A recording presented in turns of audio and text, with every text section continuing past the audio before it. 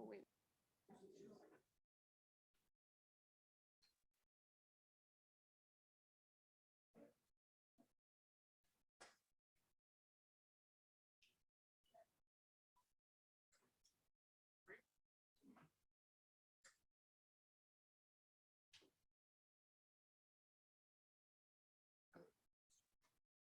All right, let's go ahead and get started. Hey, everybody. Quick note for afterwards, we have name tags now, so if you'll come get them afterwards, that'd be great. All right. Yeah, we'll look really, really great. So let's go ahead. Oh, do we have my attendance list? Oh, I have it from last time, maybe. All right, we'll do the attendance in just a minute. Might change the order of things.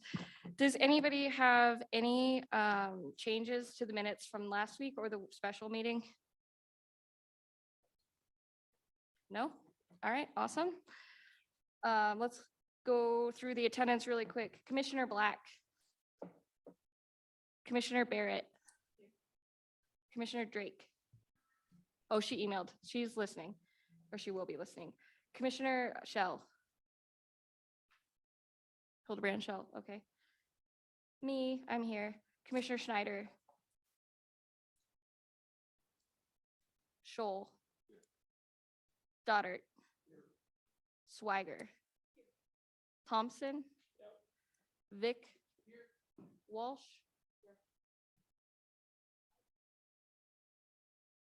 Oh, you're coming up. Ward.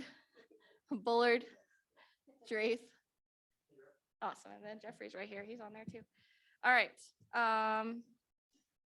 Good news. Let's see if anyone else pops up. We'll keep tabs. There's Commissioner Black. So perfect. Next, do we have anything that needs to be added to the agenda today or any comments about that? Yes. I'm sorry. Could you use your mic?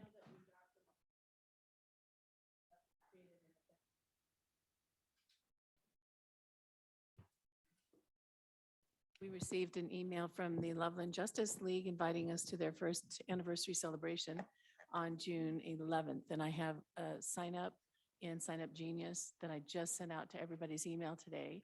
Okay. So wondered if we could talk about that a little bit because they are asking or giving us an opportunity to have a speaker at that event. Cool. So during the little update portion, would you be willing to speak on that? Cool. Thank you. Do we have any public comment? Come on up.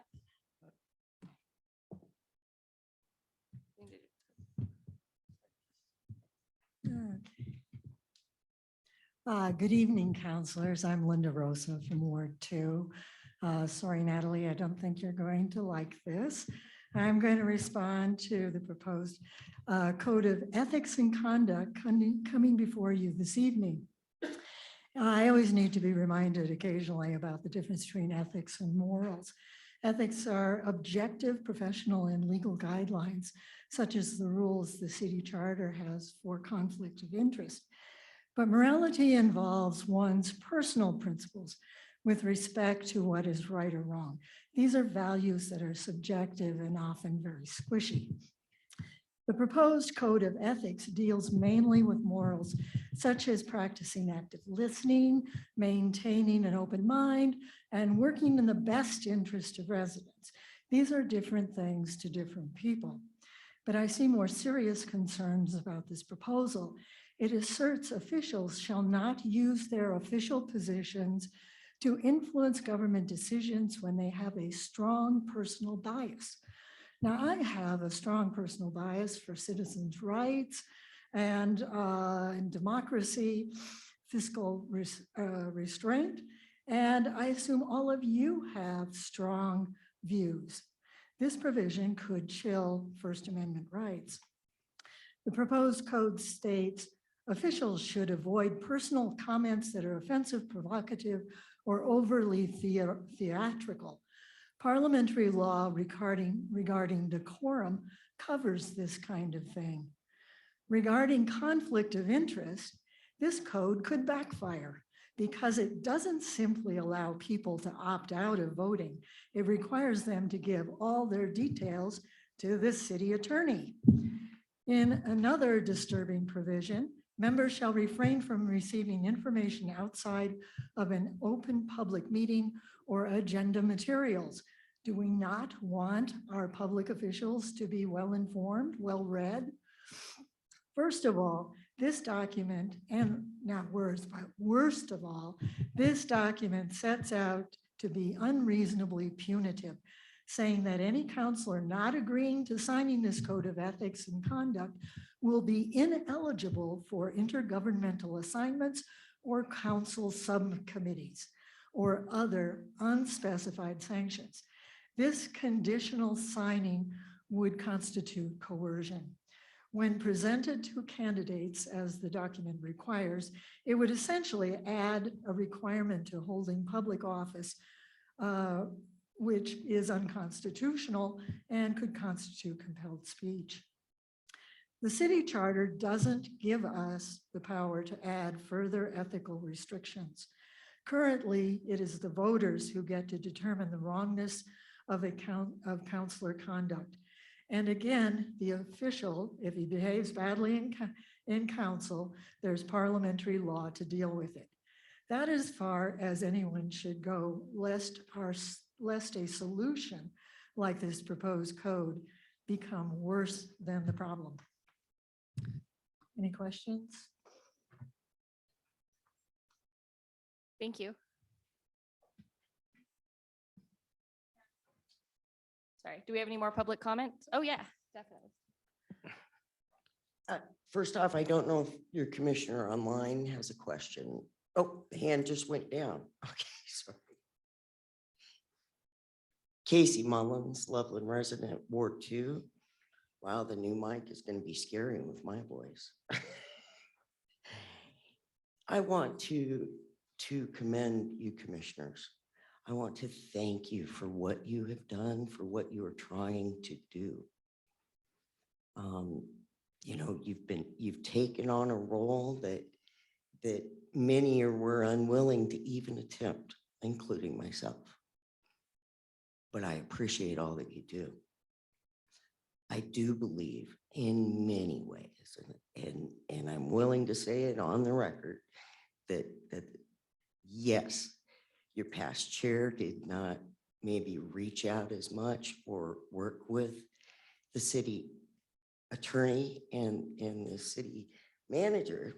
However, Commissioner Walsh, thank you. Stay the course. You know, I listened last week or to the last meeting, and you called some stuff out. And if I had been in the room, had it not been on Zoom, you would have heard me cheering. You were asked, you took on a voluntary position, not a position that puts you in a place where you need to know exactly what's going on in the city of Loveland. Sorry, it's this gentleman, these gentlemen's jobs to guide. That you all were skewered at city council, and how long it took for someone to stand up and go, oh, excuse me, I told them they couldn't do a report like that. Your chairman was dropped into something, and you all have stayed the course and are trying to do what needs to be done in this city. I have extensive experience working with city government. What I would like you to look into, what I'd like you to think about, is that we continually have at council, we continually have executive sessions regarding the city manager and the city attorney's jobs. I don't know about any of y'all's work experience, but wherever I was, we filled out some type of survey about what we thought about our boss. How do we trust our boss as an employee? Seems to me there's got to be something like that.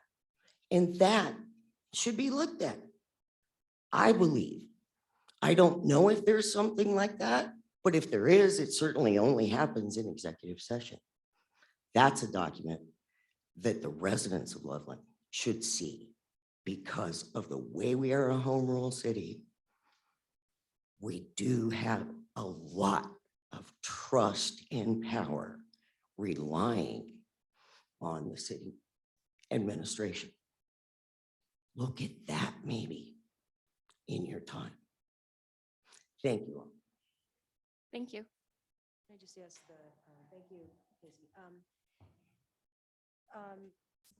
City manager, am I correct that there actually is a 360 employee interview or a review of their review up for the city employees, right? Don't they issue a evaluation type form of you and the various department heads? I thought I saw something along those lines.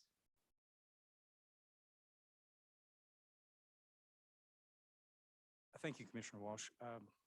Our process of evaluation allows for review of a 360 review process to occur if it is the employee's wish to have that done.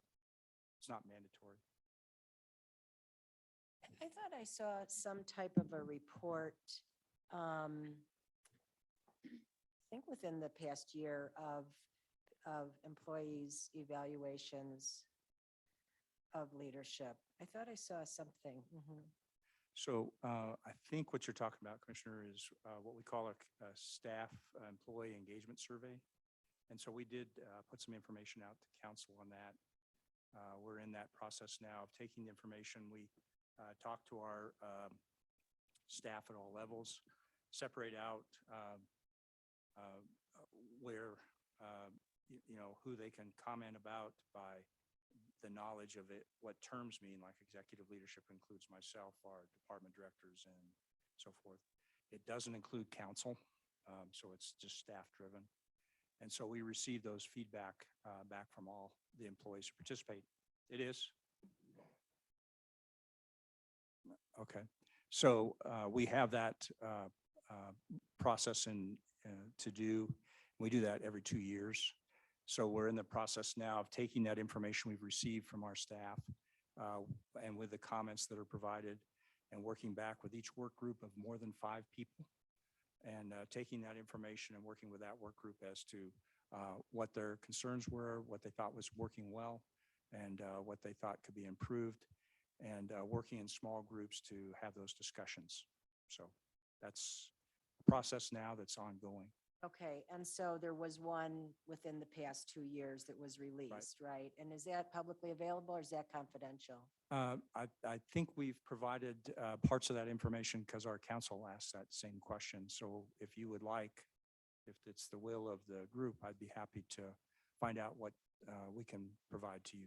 Some of the comments are we're kind of careful about because they do identify individuals, but No, the well, overall numeric scoring and It was that. how yeah. that all works out is good information for us to know. Yeah, it was numeric. It wasn't it was numeric scoring in Yeah, general. it was numeric scoring. So I know it, I think it was a publicly available document. So if you could either share that, if you need a motion, I'll make a motion to request that and we can share it on our page, or if it's already publicly available, if you could just let us know, where people can find it. Be happy to. Okay, thank you.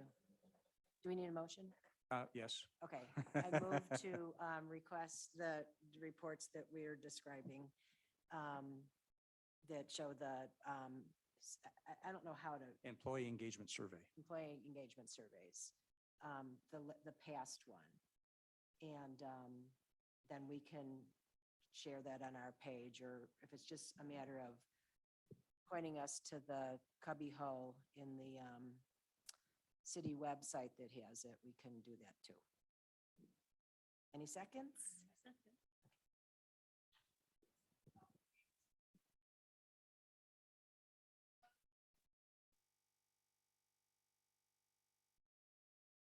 All righty. Is there any more public comment? We did have one emailed in that needs to be read into record. That's for next week. It was sent in today, so it should come in next week's notes. We have it here. Yeah, but it'll It it'll says be in for the, June 6th. it'll be in the packet though for next week because we didn't But receive it on time. like we had a motion earlier that passed that we will read all of these into record. It will be read into record next week. It came in before this meeting, I think. Since it's I not in don't the think meeting. that's right. I'm sorry, No, but that's okay. we had a motion that was never specified which week, when the deadlines were. So Thank you. it'll be in the notes for next week so that it's publicly available to everyone, and then we'll read it that week as well. Yeah, so everything will go into next week's packet. So next up, we have our sorry, Aaron, and Aaron first, please. Yes, thank you. I wonder, Chair Mayor, if we could swap something to discussion topics on the agenda. You missed my hand up when you were asking about agenda items. Yes. I wonder if there's a possibility to switch the conversation of the code of ethics with the survey update. If we could do the survey update before the code of ethics discussion. I might have to leave the meeting early, and I really want to hear the updates on the survey. Okay. Does anybody have any opposition to that? All right, then we will switch the order. Thank you. Commissioner Schneider. Yeah, I wanted to reassert what Commissioner Dreith said. You know, I saw that the email would be included in the next packet. I did not see where it's not allowed to be read. I mean, public comment is timely. I'm not sure what rule disallows that. Because I don't see the difference between these people speaking now. They came in right now. There's no public record of them coming. We had one emailed in. I think it should be read into record tonight. I agree. And I just didn't see anything when it was distributed saying that it wouldn't be read, just that it would be printed for the next packet. Okay, that's fine. Mr. Garcia, could you help us out on that? Should we change the order, or should we just go ahead and read it? Chair Meyer, I believe that your process in the past has not been to do that. If you choose to do that today, I would recommend that you do that with a 2/3 motion to override your normal process and read it into the record. Okay, so all in favor of reading today, the public comment we received today without the meeting packet, please raise your hand. All opposed? Motion, ooh. Okay, let's do it again. All in favor, please raise your hand. 1, 2, 3, 4, 5, 6, 7, 8. All opposed? 2, 6. Motion does not pass. We will read it next week.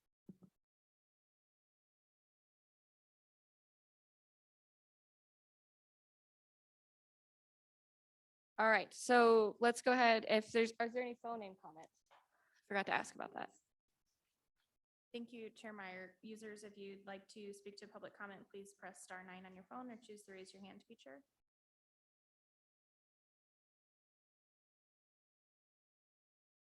I do not see anyone, Chair Meyer. Awesome. Then could we please welcome our presentation? Are you ready? We're ready for you.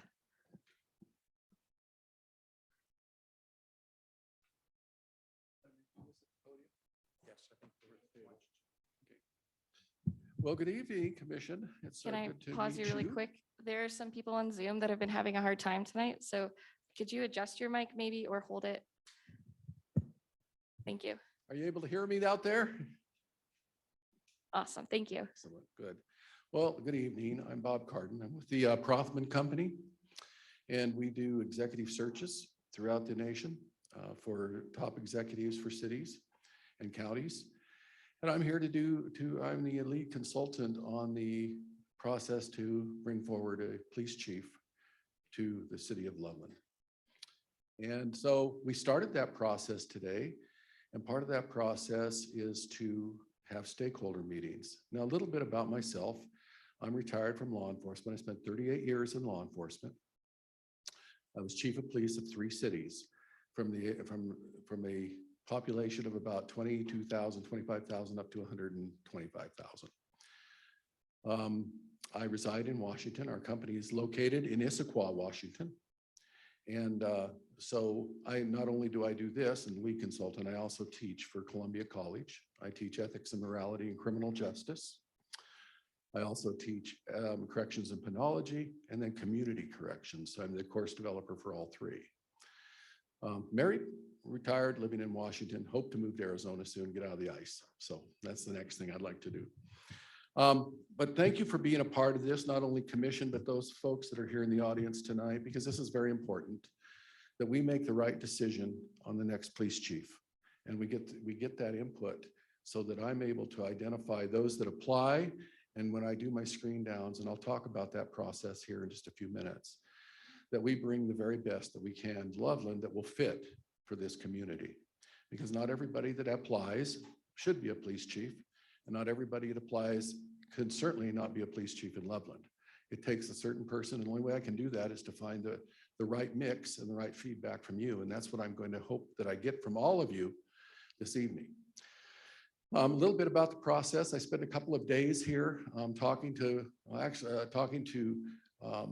stakeholders. I actually arrived yesterday, and I spent a little time in the community talking to a couple of folks out there as well to kind of get an idea of what their perception is on some of the issues within the organization. What are they doing well, and what might need to be addressed? And so that's hopefully what we're going to get out of this as well. I'm also meeting with the officers, the Fraternal Order of Police, the non-sworn, as well as council members, this community, this organization, as well as just a number of different groups here in 2 full days. I'll take that information back after 2 days, and we will develop a profile that we feel we will send out throughout the country. We'll send out now over 900 to 1,000 invitations to folks to apply for this position, internal folks as well. And from that, we will get we'll leave that up for about, once that profile is done, and you can look at it when it goes up on prothman.com, you'll see it. It'll say Chief of Police, City of Loveland. And that will go out once that's done, and the city manager approves it. That will go out, and it will be out for 30 to 45 days. If we get enough applicants, then we'll begin our interview process. If not, we'll leave it up a little bit longer. Now, our interview process basically goes that I look at, first and foremost, let's say we get 30 applications for chief here. So the first part of that will be for me to look at the applications and make sure that they meet the objective characteristics of a chief. Do they have their certifications? Do they have their driver's license? Do they have experience at upper management levels? Those kind of things that are very objective. The subjective part comes next. Once I screen that down to about 12 people or so, then I will do individual interviews with the folks. And then that's when we get into the more subjective things. What is your approach to policing? What are some of your concerns about some of the things that we've seen in our profession in recent years, including Loveland? And how would you adapt the agency to that? What would you bring to the organization? Other things that I would get from these stakeholder meetings. What I'm trying to do is to bring that down to about 5 people, five applicants that I can bring to Loveland. And the city manager has the final say on who we bring to Loveland. I'll try to give him 5 that I recommend, and maybe 2 alternates that I would recommend, so that we can get a good grouping here. Once we decide on that, then we will bring those folks, the city will bring those folks here for a 2-day process. The first day will be a community meet and greet in hopefully a large room where they'll go through and they'll get a chance to meet the candidates, talk to the candidates, ask them some questions. And then we'll have them introduce themselves, give a bio, why they want to be here. And then I'll probably ask them some questions from my list of that I get from my stakeholders. That they won't know the question until it happens. Then we will have the next day, we'll have a series of panels probably. And those panels will be made up of community members, law enforcement professionals, department directors, whoever the city manager and the city feels that they need to bring into those different groups. There's usually 5 groups, about 6 to 7 people. These folks will each go to those panels. And at the end of the day, excuse me, at the end of the day, we will identify those folks that have these various strengths and those that have some concerns. What we'll find is the ones that I bring, there'll be a couple folks that will have a large number of strengths and a few listed concerns. There will be others that have a few listed strengths and what that's all about and all these concerns. And what that's about is fit for your community and the kind of police you want. I'm a strong believer, and I've always been since I began, that the reason we do municipal policing is to provide the kind of policing that the community wants. If we're not meeting the needs of the community, then we need to address those things, because that's why we exist. It frankly is, and it's been that way from the time that we started in law enforcement. We are here to keep the peace. If we can keep the peace, we don't always have to enforce the law. We can use discretion, because if we're keeping the peace, there's not rules being broken. So that's our first role, is to keep the peace. And that was taught to me years and years ago. And it seems to work. And I seem to think that we may have gotten away from that. I'm not talking about Loveland specifically. I'm talking about law enforcement in general to some degree. And we need to move a little bit back towards the guardian approach. And I think that that's what the community is asking us for in general, everywhere. And if that's the case, that's what we need to respond to. But every city is different. And this city is, the only way I find out what kind of policing that you want is by asking you. So you were sent a list of possible questions to respond to. And what I'd like to do is kind of talk about that and take some notes, and any questions that you might have, I'd be happy to answer. I'm here as a listener more than anything else, because without me being a good listener, we're not going to get the right person here. And that's what I want to do. So if you would like to start, I'm looking for that sheet. Let's see if I have that here. It's out front here. So some of the things that we want to know is what qualities are you looking for in a police chief? And I'm talking about the subjective ones. I'm going to take some notes as we do this. But I would like to know what are some of the qualities you're looking for that's going to work here in Loveland. Commissioner Barrett.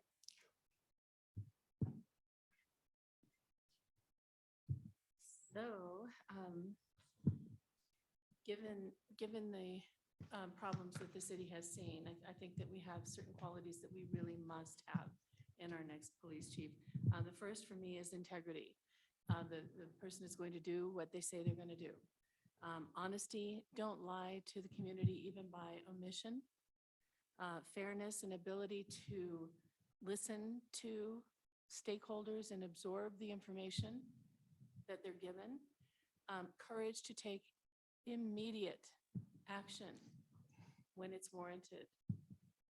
And an absolute refusal to stay with the status quo. I don't know if Assistant Chief Lori Scott is even interested in the position, but if you would look at her, you could build the profile by talking with her. Who is this again? Assistant Chief Lori Scott Lori Scott? demonstrates all of these qualities. Okay. Anything else? Some other things that you would like to see? Yeah, I just have I worked in the public sector for a long time, and I have just some observations. And I think part of the question is really what it comes down to is leadership. I mean, I think that we have a lot of managers and we have very few leaders. And I think there's a difference. And I think understanding that is critical.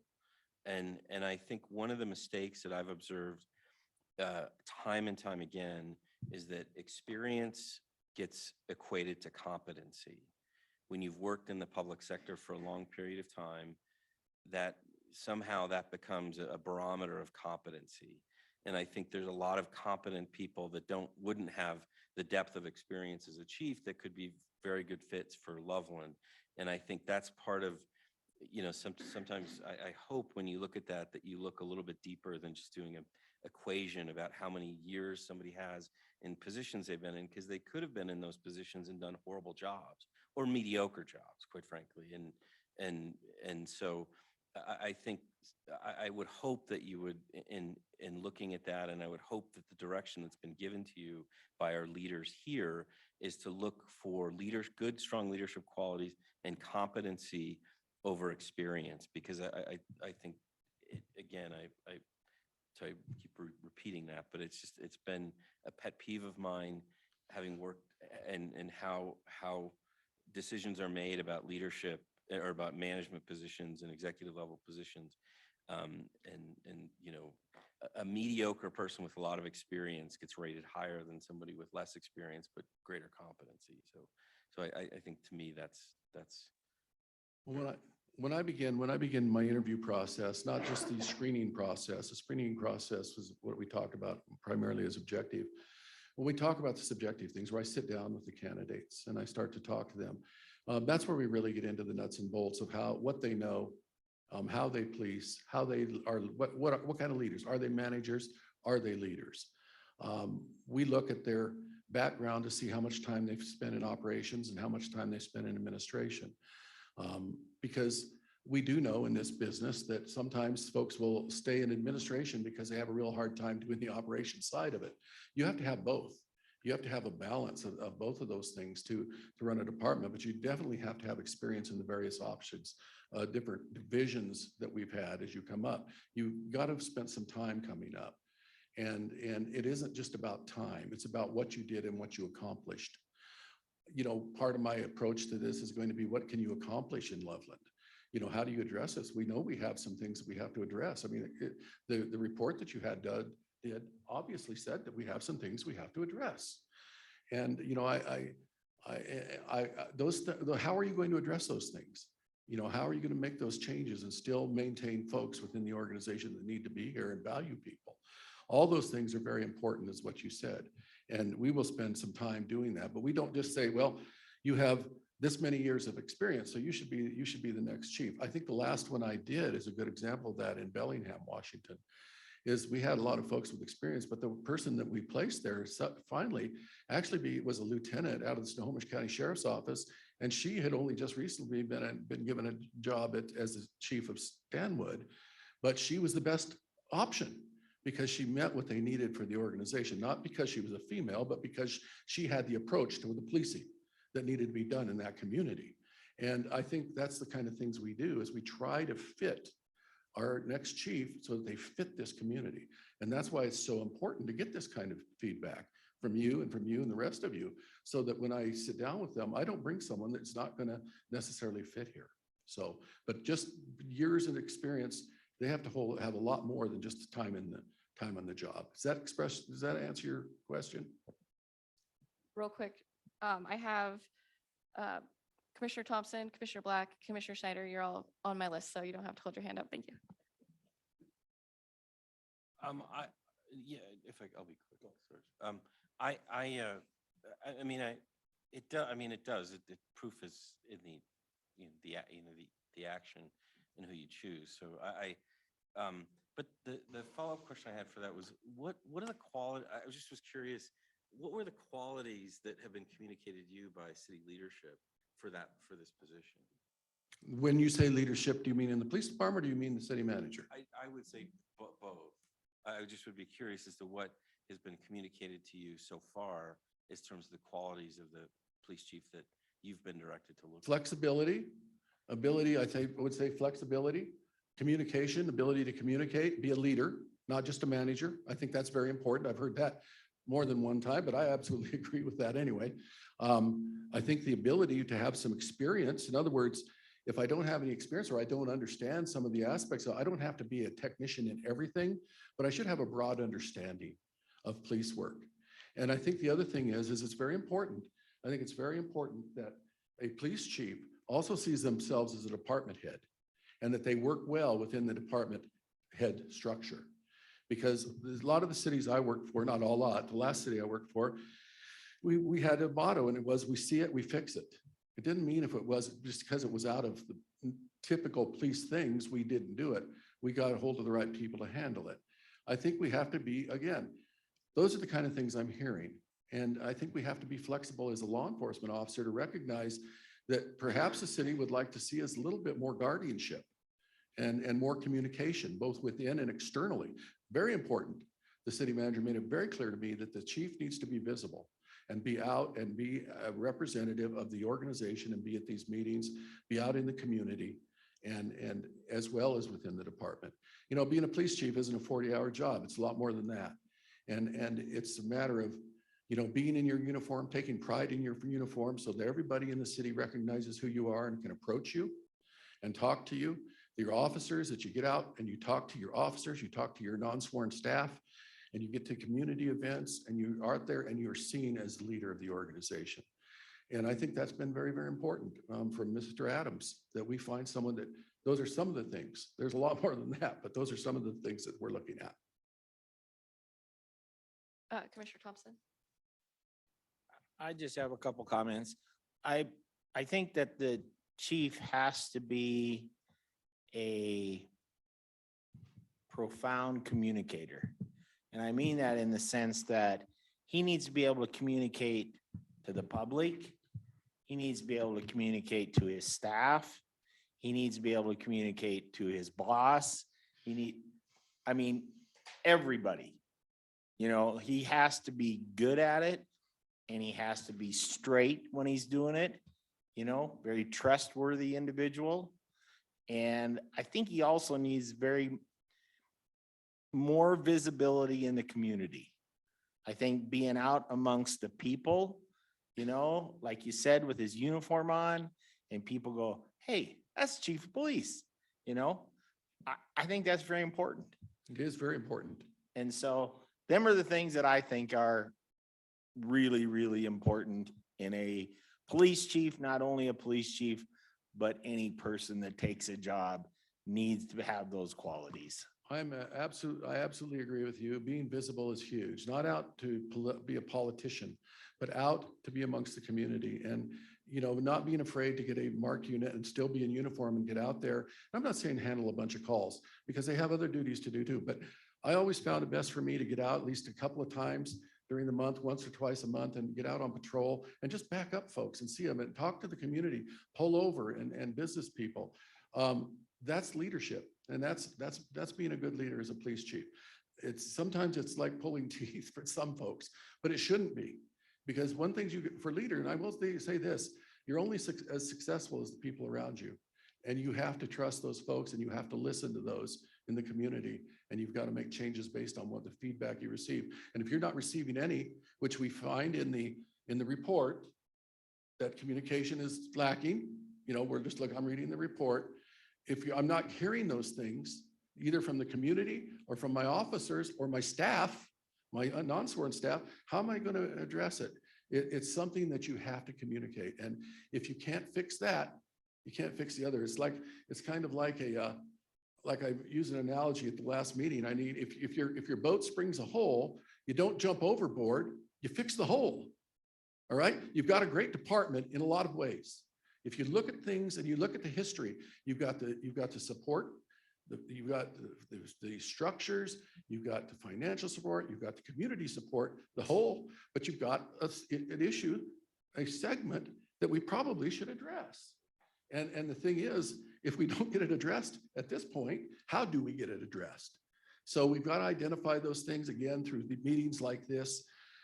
I think the next chief needs to really be a part of that on an ongoing basis, as well as whatever works within the city, with the city manager. But the chief has to be very visible in these meetings. You know, it's key, because you can't answer the questions if you're not at the meeting. So very important. Thank you for your question or your comment. Next, Commissioner Schneider, please. As soon as my dog starts barking, right? Sorry. Well, I have dogs too. Thank you for committing to listen to us. A few things. One, have you seen the internal affairs report from Jensen and Hughes? Out of curiosity, I'm wondering if that's informing your process. No, I have not. I don't think I would probably be privy to that. Okay, thank you.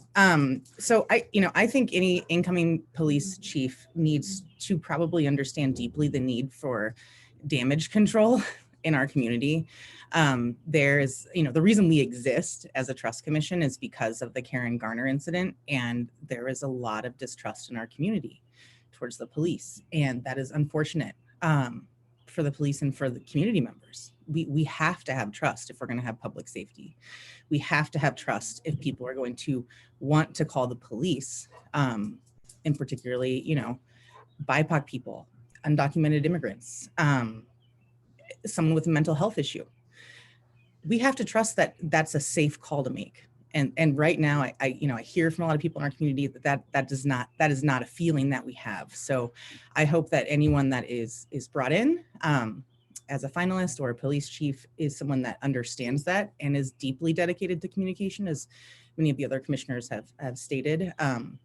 Transparency. And in addition, we've talked a lot about expanding mental health partnerships, right, with Summit Stone. I know we have a contract for that. It's quite limited at the moment. I wonder if that can be expanded to other agencies, if the new police chief would be willing to allocate some budget to ensure that when we have mental health concerns that people need to call the police for help with, that people aren't going to end up injured or, I mean, sadly, I hate to say this, injured or dead. This is really important. So that's, I guess, my biggest feedback. And then my question is, how do we get to participate as a stakeholder? And thank you so much. Well, let's see. First, let's talk about mental health issues and that sort of thing. Obviously, when you lose trust of the community or you lose trust of a segment of the community, it's so hard to build that back. You can work years to build the trust and lose it overnight. And then it takes years again, but hopefully not that long to do it this time. I think you see in our business, in our industry, in law enforcement in general, that we have shown and we are demonstrating across the board. I know being outside of Seattle, I see it and working with Bellingham, which I recently did, some of the same kind of things that you're bringing up. Okay, and I think we're trying to find options to get back to where we can address those things, still provide safety to the community, but we have to also recognize that we are responsible for the safety of all the community. And that's all the way down to homeless. I mean, we have to take our responsibilities strongly, and we have to address things and address those things when they happen. And I think that the communities that's what they're looking for. I think they're looking for, as I said before, is more of that keeping the peace, guardian approach, not to let up. And again, not to let up. There are people that need to be arrested and go to jail. But there are a lot of folks that there are other alternatives. And if we can find some alternatives, when we have 7.2 million people in prison today in the United States of America, or in the correctional system and all together, and they're full. So people come in, they go out the back. I mean, that's what we have to find, a different way of approaching things. It's one of the things that I won't get into it because that's teaching community corrections, but we have to find different ways to do it. I know that when I went into Visalia, when I went back to Visalia, California as the chief of there, because we had some issues in management, but we also had some issues with gangs. That's not a big issue here, it doesn't appear. But the reason I bring it up is because we had almost 100 drive-by shootings and 12 murders the first year I went back. And we had a lot of enforcement. We were putting a lot of folks in jail at the time, but it wasn't doing a bit of good. It wasn't until we got groups like this group here, and we had the lead agencies of the district attorney, the chief of police, the head of probation, the various community members that needed to be a part of that process, that we formed a gang task force, not to arrest people, but to find alternatives to get the youth so that we don't have this continuing cycle. And the only thing I will say about that is after 4 years, we dropped that to 12 drive-bys and 1 homicide. But it wasn't because of the arrests. It was because what we did and different programs we did in the community. So community programs work. And I think if we as a police department or as an agency have to look at that. It doesn't mean we still don't do effective law enforcement. It's just that we expand our view. We expand our paradigm of what we have to do to make sure that this works. And I think it has to work because you see it across the nation. I mean, that's what you see in most places in this country. What was your second question? Commissioner Schneider, yes, I appreciate your answer. I wanted to hear about how we meaning me, anyone here in the Trust Commission or residents can be part of the stakeholder group that gets to do some additional question Well, that making. begins tonight. And getting your input. One of the things that we will do is, and again, this has to be designed at the city hall level as to what this process will be. But the first night that we come down here is we do an open community meeting. And we do that with the intention of letting you to meet these folks. I mean, actually meet them. I'm not saying just I just prayed them through. I mean, we're talking about you meeting them, asking them some questions, asking them some very questions that are very important to you and get the responses. Normally, what we do is we have some feedback forms from that meeting that everybody at that meeting, if they choose to do, can fill in these feedback forms for the city manager. So that can weigh into his decision in the end. That's one way that we can do it. Others, when they develop the community, obviously there's only a certain amount of number we can actually put into the process. But that'll be up to the city manager, whether there's a couple people on this commission that would be in there. I don't know, but that's one other option as well. But those are basically the various options that you have to get involved at that point. Thank you. I appreciate your time. And there might be others that the city manager will present. I just don't know at this point. And I Great. don't think he does either, because I don't think we've really talked about it too much, other than what his expectations are. Thank you. Commissioner Black. Oops, sorry. Hi, thank you. I have one question and two comments. First question, you said, sir, that you were meeting with stakeholders and that you had read the Jensen Hughes report. And I'm wondering what questions and interviewees are you asking and interviewing that are different from the Jensen and Hughes report? Are there different stakeholders and different questions? Can you gain some different insight than what the Jensen Hughes report offered? Well, I would say to you that I don't know who they interviewed, okay, altogether. The city manager, this is probably one of the more extensive stakeholder schedules I've ever done. I mean, we're really, it's all day and into tonight and all day tomorrow into the evening of different people that I meet for a half hour to 45 minutes. It's very extensive in that regard. The city manager would have to give you some answers on that, because I don't know exactly who they talked to. Our role here, though, is really to get, we've read that report. Now I want to talk to people here. You obviously are very interested. You've read the report. You folks are very invested, or you wouldn't be on this commission. And so that's the importance of me getting this feedback tonight. And I don't know if you were part of that too, each one of you, but if you weren't, this is your option to weigh in too. Excellent. And my two comments as far as what qualities am I looking for in the next Loveland police chief? As a citizen, I would like a police chief that is a leader and that understands that the buck stops with them and takes responsibility when its department fails its community. I did not see that with our last police chief, and I won't trust a new incoming police chief until they take responsibility and publicly and formally say that the police department failed in the Karen Gardner case. Every police officer that was involved in that failed, and the city failed to take care of that. The police department failed to address that properly. I won't trust an incoming police chief unless they acknowledge that publicly. Two, I would like to see in the next police chief a role model and a morale booster. We have a morale problem, I believe, in this police department, as well as many others nationwide. And I feel like it's going to be imperative that this individual not only model behavior, model the exact communication style they would like for their officers to have, model the exact engagement style with the community that they would like to see their officers engage in, and be a great listener, because you can ask a group of stakeholders over and over and over what they'd like to see. And it doesn't matter if you're not listening and modeling that and taking responsibility for it. I appreciate you being here tonight. Thank you. Thank you for your input. Commissioner Vick. Just because of with Natalie and Mike, but our time, are we gonna move the agenda time because we're at 7:20, are we? So I didn't know we're just gonna keep on this thread? Madam Very Chair?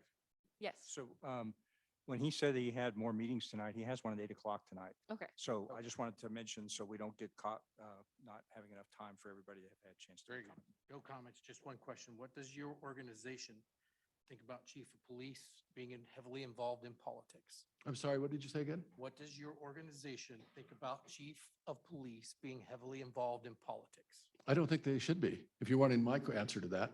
I think a police chief has to have good political acumen, but needs to be apolitical. Okay?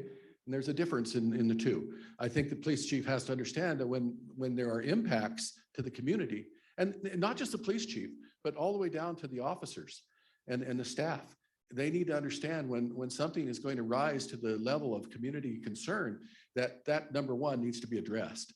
And that has to be done. And a chief needs to be able to be apolitical. And when I mean that, he needs to be able to go to the city manager and say, we need to take care of this. You know, the city manager, he or she, the chief of police, he or she is directly responsible to the city manager, the community as well. But from a line of reporting, that's where that has to go. And I think going around that or being political and trying to cut corners and try to build a silo for yourself. You know, in this business years and years ago, when we first started on the East Coast, I think there was a lot of that. And over years and years, that's kind of gone away. But I don't think, to answer your question, I don't believe a police chief needs to be political. They need to be apolitical and have good political acumen. Does that answer your question? Okay. We are at the time that we requested from you. Would you like to continue speaking with us? As long as I can, as long as it's with the city manager. Like I say, I have to meet with the police department at 8 o'clock, but I'm yours until I can get over there by 8 o'clock. So I would say by 7:45. Okay, so we have on our list really quick. Up next, we had Commissioner Stoddard, Commissioner Hildebrand, Commissioner Dreith, and Commissioner Bullard. If we can go like, that'd be good. Does that make sense? I know it wasn't real words, but just go quickly with your comments and let's get through this real quick so we can answer the rest of that. So Commissioner Stoddard. Thank you. Do you do a psychological profile on the candidates? There will be one done on the final candidate. All right, so if the city wanted to include that, they could do so, and we'd have to get someone that could get the instrument and do it. We don't typically do that. We could accommodate getting that done if we wanted to work with the city manager on that. What we do in that regard is obviously when we have candidates, then our office starts doing a thorough search. They go through court issues. They look for online. They look for newspaper clippings, issues that are going to demonstrate perhaps a propensity for something that we don't want here, and so we do that. And then we ask the city if they want to do a Sterling. We use a Sterling to do kind of a preliminary background that identifies, do they have the certifications they're talking about, the education, do they have any arrests, do they have the certification for educations, those kind of thing. But once we have some folks that are selected, then the city manager can decide whether he wants to do 2 background investigations or whatever. Normally they give a conditional job offer first, but they go through a very thorough background and psychological and physical. Some states require a polygraph, like Washington. I don't know if we require a polygraph here for the chief or not, but some states do, some states don't. Particularly interested in leadership style. And then just a couple of quick comments. I think that most people involved in leadership understand that there's no limit to what you can accomplish if you don't care who gets the credit. I would be particularly interested in the candidates having a good track record of developing others. Okay. Commissioner Hildebrand Shell.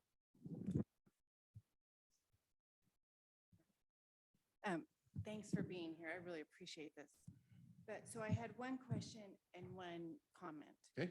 But the question, well, maybe I'll make my comment first because the question will make more sense. But so I hear a lot about the segment that is mistrustful here in Loveland. And I feel like, so I'm part of the Hispanic community. I'm also part of the segment that has been not victimized, but my life is it's kind of turned upside down from policies in the police department, and was very vocal. And every time I speak out, I freak out because it's scary in this community. And I feel like, so when you go to these stakeholders, my comment is just, I want to tell you that that segment of us, the small segment, there's a lot of us. And especially the Hispanic community. So it's important to me, but I wanted you to hear that loud and clear, that it's like we're only like 12% on our consensus, on our census, but I don't know how accurate that actually is, but I just wanted to make that clear. Well, I want you to know that we, first and foremost, as I mentioned when I started, we as a law enforcement agency, if we're not representing all people, we're failing. Okay, so that's the first thing. The second thing is, as part of our process, and this is again is up to the city, but I believe they're going to want us probably to expand our search and people that we contact, such as the Latino Police Officers Association, Latina, Executive Latina Police Officers Association, as well as people of color, LGBTQ+. We hit all those different areas because we want to see what's out there and who's out there, and we're going to choose the very best person that we can for the organization. And so that's going to be part, I would assume, part of our process to make sure that we meet some of those groups. The city manager probably hasn't made that final decision yet, but that's something that he can do. But if we're not meeting a segment of the community, especially the underrepresented segment of the community, then we're not meeting our job. We're not doing our job the way we should be doing it. And so I would think that any chief, and I will make a note of that too, we'll talk about that. All right. And my actual question was, so I mentioned how I was, don't always agree with the policies we have, but when I was doing my research, one of the big things where they were saying is certain types of personalities will look for different policies in a police department, and there'll be some policies that attract more aggressive policing, and then other policies that'll discourage the aggressive policing. And I was wondering if you were aware of any, I don't even know if you know all of our police policies, but if we have any policies that might be red flags for attracting a more aggressive police style, or if we have policies that are going to attract that more community-minded policing. I think the report that was done by the outside agency, I think it identified some issues. I know it did. With regard to use of force issues, that this isn't just Loveland either. This is what they recommended is utilized in a lot of agencies today with regard to recognizing the importance of life, those kind of things. I think there's some things that come across as being somewhat hard, especially, it would be slogans, that sort of thing.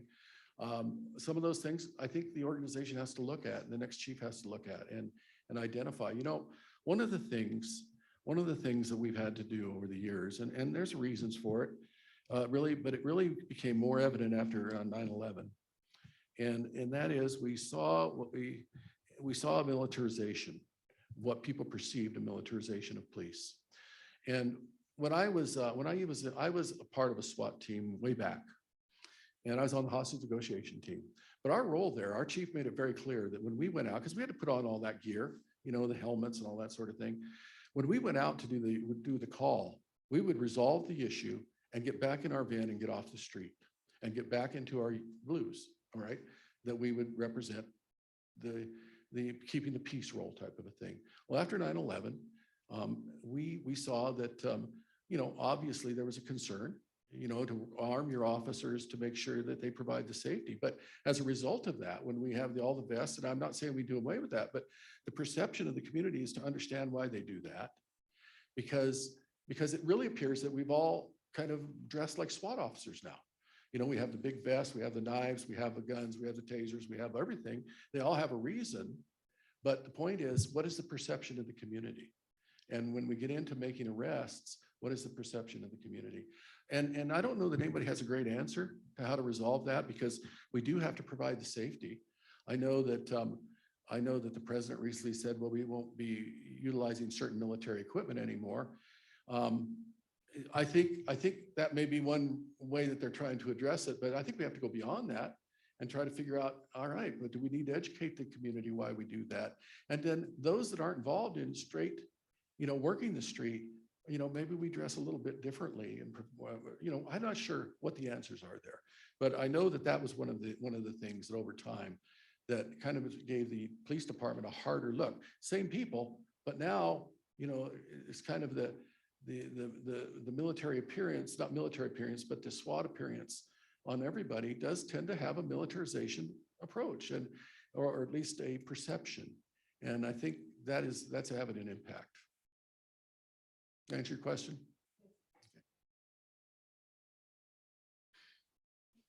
Commissioner Dreith? Yes, thank you. Thank you, Madam Chair. Mine's primarily just a comment, and it parallels somewhat along Commissioner Rick's comment. In a new police chief, I feel very strongly that they have to be a very strong person that understands the chain of command, that he works for the city manager, and that he will have to be really strong to stand up to individuals on city council. He does not work for them. They should not be directing him. I love the fact you think that visibility is very important, being out in the community. Also, perception. Perception is utmost importance. I know police chiefs work hard. They deserve their time off. But when they're on their time off, in order to give the proper perception, they need to be very careful about who they choose to spend their time off with. They could better spend it visibility in the community, doing things other than kowtowing to counselors. Thank you. Commissioner Bullard? Thank you. I'd like to second Commissioner Hildebrand Schell's comment about inclusivity. That's just, terrifically important, especially in Loveland, I think. But two qualities. One is because there's a difference between people who can get out in the community and people who are a people person. Because I've known people who are leaders who are people persons. They have less difficulty in communicating and listening to other people. So I think that's very important, as opposed to somebody who really is very comfortable sitting beside the desk or going to meetings. And I'm going to close with something that's pretty difficult, because I think in the last 2 weeks, our country has changed, and it has to do with gun violence, or I would prefer that we say gun accountability, but we don't seem to be accountable. But I think sensitivity to those populations which may be at greater risk, being sensitive in terms of how people are feeling with their grief, and being able to come right out and be clear about, this is what happened, this is what we're going to do, which we did not see a couple of weeks ago. Thank you. Thank you very much. Commissioner Swiger, I see you, but Aaron, could you go first? I saw your hand up first. Yes, I just had a follow-up to Commissioner Hildebrand Schell. I'm not sure if I understood your answer to her question when she asked you about if our police department's policies tend to attract the more militaristic, aggressive style, or if it's attracting that guardianship that you mentioned, type of leadership and philosophy for policing. I'm not sure if I got the answer to that or not. Well, I don't know that I can provide you an answer to it without going through the policy. I would be hesitant to do so. I would say this, I would say that the study demonstrates that there's some things that need to be addressed within the policy. And I would think that the next chief will need to go through with staff and the appropriate city attorney and HR, all those different folks to make sure that it represents the kind of policies that will work in Loveland. I think that has to be, I think that study is a good roadmap for the next chief coming in. I mean, I certainly would look at it and represent it. And it does address a lot of things regarding policy.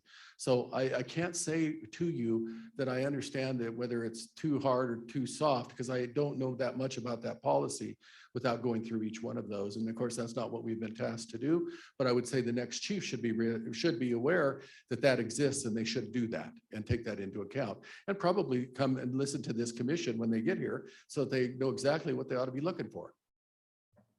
Thank you. You bet. Commissioner Swiger. I will be brief.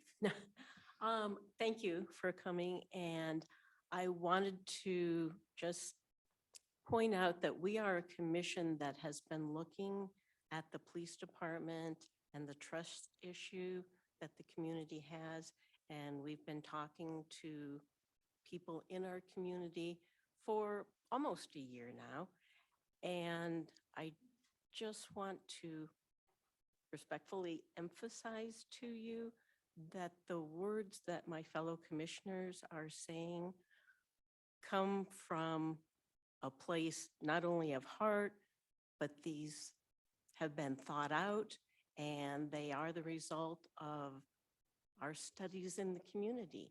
And I might recommend that even when you're done here, you might pull up this meeting and go through them again, hearing the commissioner's comments.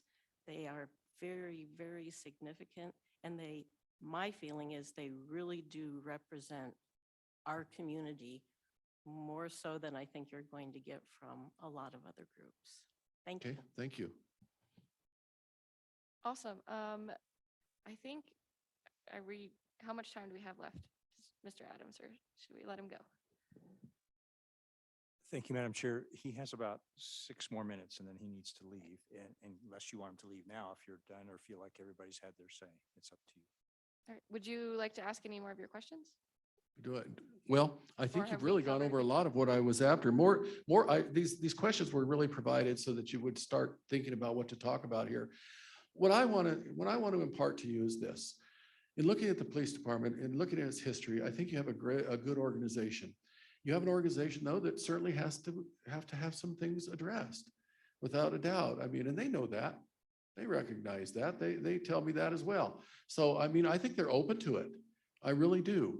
And I really think you're gonna go forward. This is a hard time. Obviously, it's been a hard time, and not living it with you. I'm not speaking from experience there, but looking at how that impacted and some of the things that I read and that sort of thing, I can recognize that how that's had an impact on this community. This is a critical decision. This is a tremendously critical decision. We have to get this right. We can't get this wrong. And I recognize that. The city manager recognizes that, and you recognize that. That's why you're here tonight. And we're going to do our very best, and we will bring the very best we can. And if it doesn't fit the community, we'll do it again. We don't want to, because it takes time and we need to get things going. It needs to be right the first time if possible. Most of the times it is, but it's not unheard of to, when you get to one of these things, maybe folks just don't come out the way that you thought that they were going to come out. And if that's the case, there should be no hesitation. But we do need to get it right. And I think we're going to. And I'm very, very encouraged by the fact that you're taking your time to do this. That you're all busy folks, and this is your community. You want to get it right. So I don't think that, again, I don't think we're sidestepping anything here. I think we're the city really wanted to do this. As I said, this is the most extensive stakeholder meeting sessions for 2 days that I've seen a city want. So it's very apparent that that will be there. Now, of course, if there's any other questions, you can always get a hold of email or something of that nature. City Hall will have that, and you're welcome to do that if you need to have any questions, or perhaps you want to talk further about something that's bothering you on that regard. I'm more than happy to listen, and as we move forward. Can we have one more question? Of course we can. Commissioner Thompson. Thank you. I just got one quick question. Would you be interested in applying for this job? Yeah, well, I've done a lot of years. But you know, it's the reason I stay in this business, because these are such important decisions, and I want to make sure we get it right, and I want to make sure that you get it right, and that's why I do it, and I'm happy doing it. So it's very rewarding to go into organizations, and I do, that have had some issues. I know of another issue had something very similar to this, that was a shooting. And we got the right person in there, and it's really made a difference in that organization. And that is where the reward is, to see that the community is moving forward and to see that the department is moving forward. And that's our goal. Okay. City Manager, Mr. Adams, unless you have anything else for me, I will go to the police department. I'll let you, I have just a couple of quick comments if I could. Yes. So I didn't speak in the beginning because I didn't want to say anything that would influence what you said. And so you all have really hit the ball out of the park here. I really appreciate all your comments and your thoughtfulness. Part of what he said is, I didn't give him, this is the ideal candidate for police chief. I didn't give him anything except some general guidance, because I wanted him to develop the job description after being in this community and talking to all the folks in this community and seeing what this community needs. And so that's the approach I've taken here. And it takes more time. It takes more effort to bring him in earlier, have him extend his stay longer to make sure that he has a chance to visit with everyone. So I appreciate your feedback here, as it has been. He's already seen the PCAB. He'll be going back to see the police department again tonight, the ones that are on different shifts, to make sure he gets a chance to talk to the officers. The other thing too is regarding all the other different agents, BIPOP and all that. We already talked about, there are websites for those particular groups at the national association level that give us access to candidates, and I will be authorizing them to use that for its additional money, but it's money, in my view, well spent to do that. It's not often, not everybody does that, but we think it's important in our community now with our diversity, equity, inclusion, and belonging initiative. How else could you do that but do that? So that's another thing that we will be working on here. And then the finalist process, selection process that goes on when they come back with the finalists, we're still working on that, but Prothman is the ones that found us our new fire chief. And we got a heck of a fire chief here, and that's why I picked them to help us with the police chief, because I think their philosophy of finding somebody and wanting to make sure the right fit is important is what we're looking for, and that's what I'm glad that we were able to get somebody that's as experienced to this to help us with this process. So that when that process rolls out, we'll be looking for opportunities to include you, not all of you, but boards and commissions, PCAB, and also the trust commission. So give us some, it's not going to happen tomorrow. We don't have to worry about it. I have a little bit of time to get that planned out for the next step when they're back, but it'll be a few months from now for sure. So thank you. Okay, well, thank you very much, commissioners. Those of you that are remote, those in the audience, thank you very much for taking your time tonight to listen to me. And we'll see you again before this is all done. I can assure you of that. And again, if you have anything further you want to add, please feel free to get my email, and I have that there, and we can address things with that regard. Thank you very much.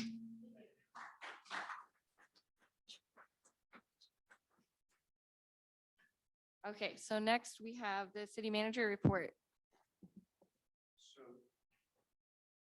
So thank you, Madam Chair. When we talked about this before, I wasn't quite sure what I'm going to do. So I'm going to do something, and then you're going to tell me, of course you will, if I hit the mark or not. So my job was to tell you things that are going on that might affect trust and things that you should know about, or follow-ons to things that you've been participating in. The first one was that we are still wanting to get on the agenda of this board to finish off our discussion about a community service award. And so we had sent out some information initially on that. I just wanted to put that plug out there. We know it's not done yet. We know we need to come back to you. I have a PowerPoint presentation ready to go, But at the appropriate time, when this commission feels ready to do that, I'm prepared to give that information and receive more feedback from the group. The other part of that too is I had a chance to meet with our police department last week with all of the lieutenants that you got a chance to meet with that were part of the Jensen and Hughes 5 formational groups. And they came back and have given a preliminary outbrief of what they have found and what they're still needing and what information is there. So we spent probably 6 hours on that process last Thursday, and we'll have more to do on that. But I did appreciate, and they were very appreciative of the comments they received from this board particularly, and the active involvement that you were in that, giving information, giving your thoughts and opinions on what's going on. And as I've talked before, this is a first step in this process. We know that they've got more work to do to bring this back up. And then we're trying to find a time. Again, we'll be trying to get on the schedule here. And I know you're going to talk about this later about special meetings and how that's going to work with our schedule in the months of June, because we have Juneteenth Day, and then in July 4th is on a Monday. So when would be a good time for us to come back with the police department to kind of just brief you on where we are right now? Of course, we're not finalized. We've got to go back out into our community as well. But they wanted to start with the Trust Commission and PCAP to come back and brief on results. So that is still here to do, and we know that is the next step coming forward. We also did some library work with a library group, the Harwood Institute, trained library staff did some work in March, and we're working on that report to be released out to the community as well. And that's the one that was attended by about 30 or so people. So that one we know is still something to be done. We also had some community outreach events. Our police chief, for the first time, a police chief did a fireside chat at the Foundry Plaza. We have never done that before. We only had 4 people show up, but it's the first of many, we hope. And it's a new way where he just was there to talk. And so we're learning, as our community's learning, different ways that we can reach out to people. And it's not the number that matters, but the feedback that you get when you're there. So we have more commitment to work on that and other things of outreach that Nicole has been working with our police department about other events and so forth that we want to do. And the other thing that we're working on is diversity, inclusion, and belonging and equity, because today, in addition to kicking off our police recruiting process with the city, we also have our consultant on that. CPS HR is our consultant, and they started today outreaching to our groups and small stakeholder groups. We have done a survey with our staff already on their feelings about this particular topic, comfort levels, concerns they have. And then the next step was to have these small focus groups where we could talk about it in a smaller group facilitated by this company who does this around the United States. And then from there will come some training that they'll develop based upon our needs as the city of Loveland, and work that training into our schedule here as a next step. So they're here today and tomorrow also in small groups working through this process. And so we're excited about that. It's something that we haven't started yet. This is our first step into this particular area. And so again, I can keep you informed after that process is over in the next couple of days, kind of some of the things we'll be looking at as next steps in that area. So those were kind of the highlight of things. I wasn't sure where to start or end, but if there's other things that you feel that you would need to know, I'm certainly here to answer any question I can.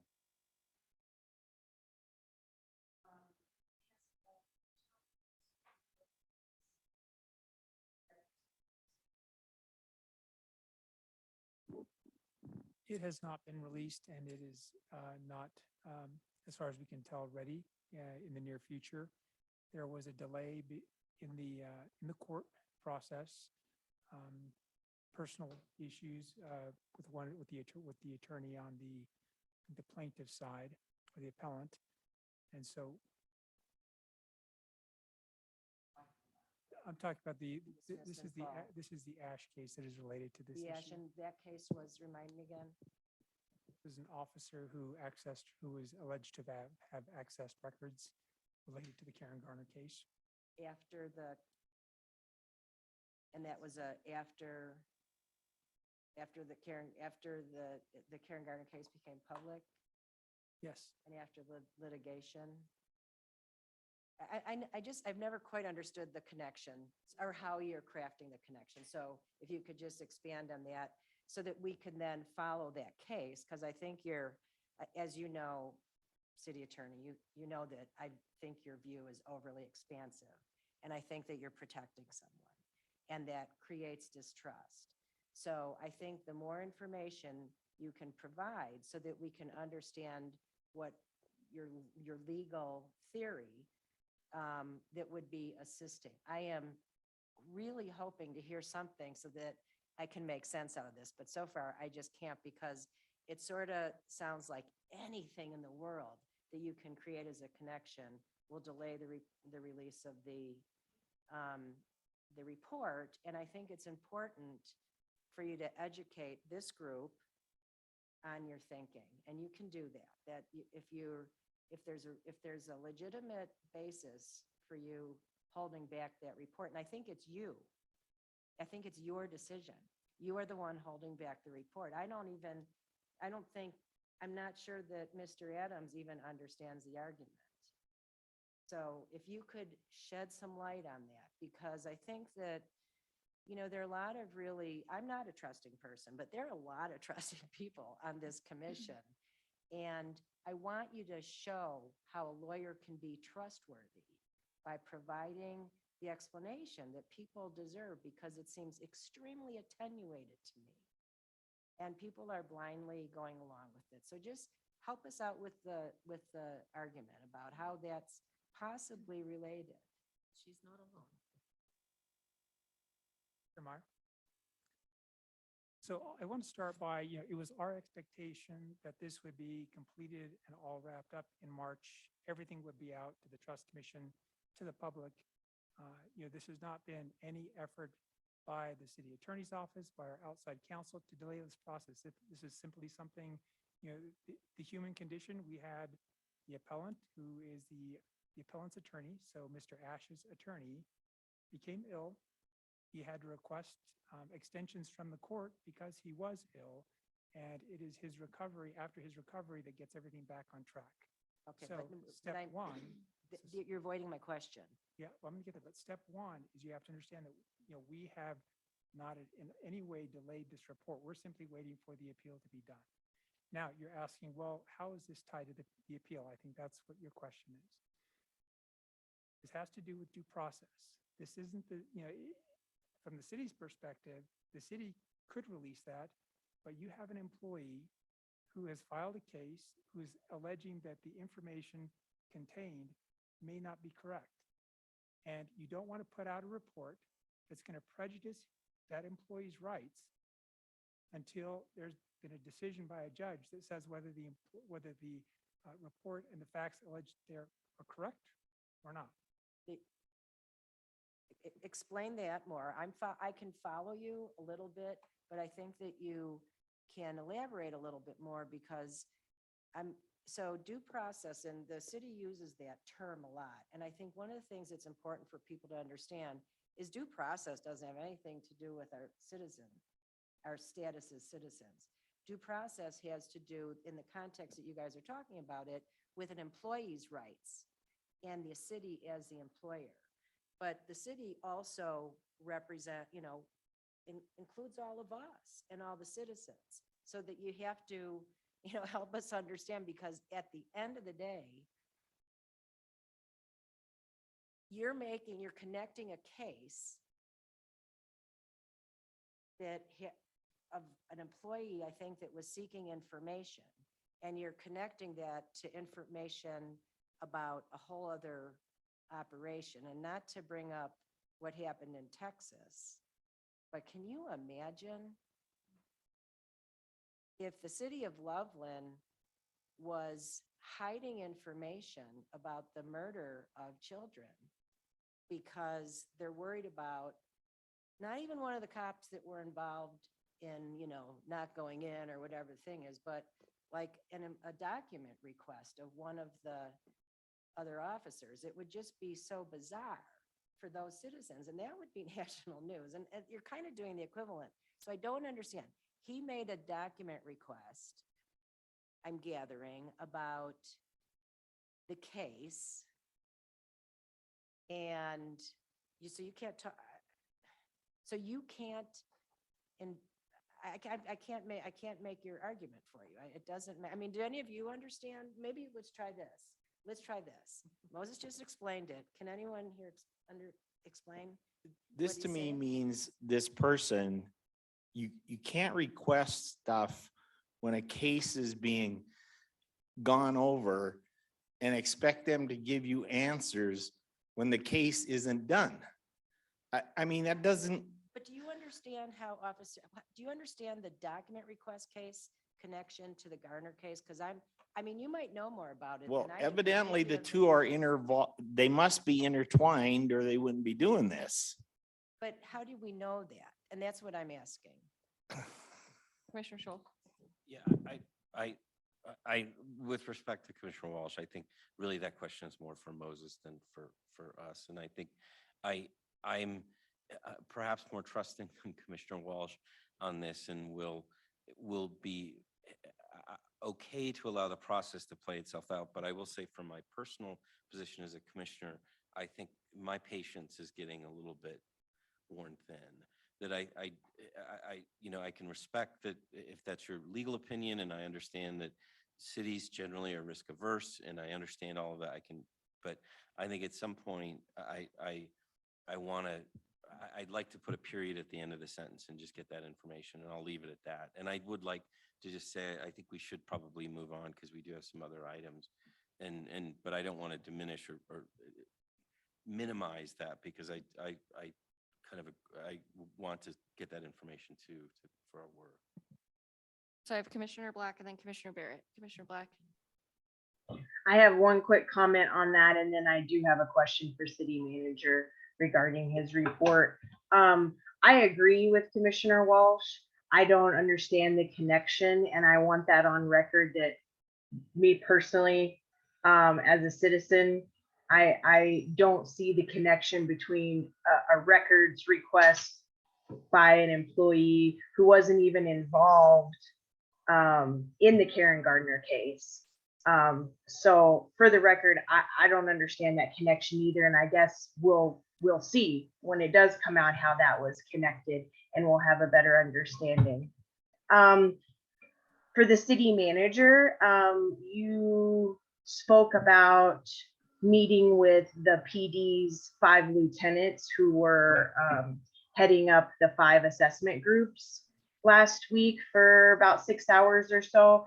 I guess I wanted to find out from you, are you pleased with what they came back with? Number one, or was there something missing that you requested for them to go back on? And secondly, who approves those final PD requests? Is that city council or is that you, city manager? Thank you.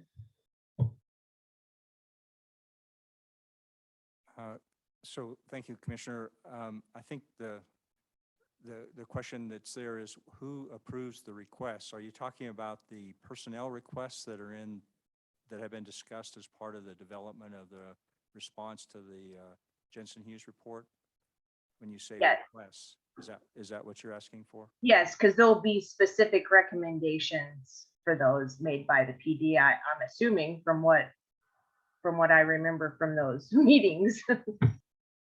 Yeah, so we talked a lot about the different staffing requests that they have right now.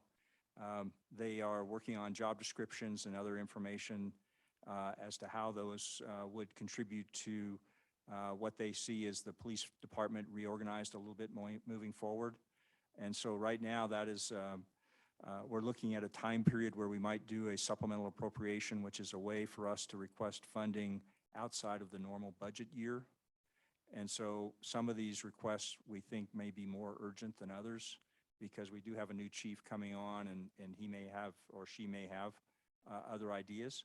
So I'm needing more information to understand all of that better. And that's one of the areas that we talked about. I think they did a terrific job and they got great feedback from the community. There are some other areas, and it was pointed out, and I'm trying to remember which one asked it, one of you. There are embedded, in addition to the recommendations that are in the report, There are other questions that were brought up by the Jensen Hughes report that are nested inside the text of the report.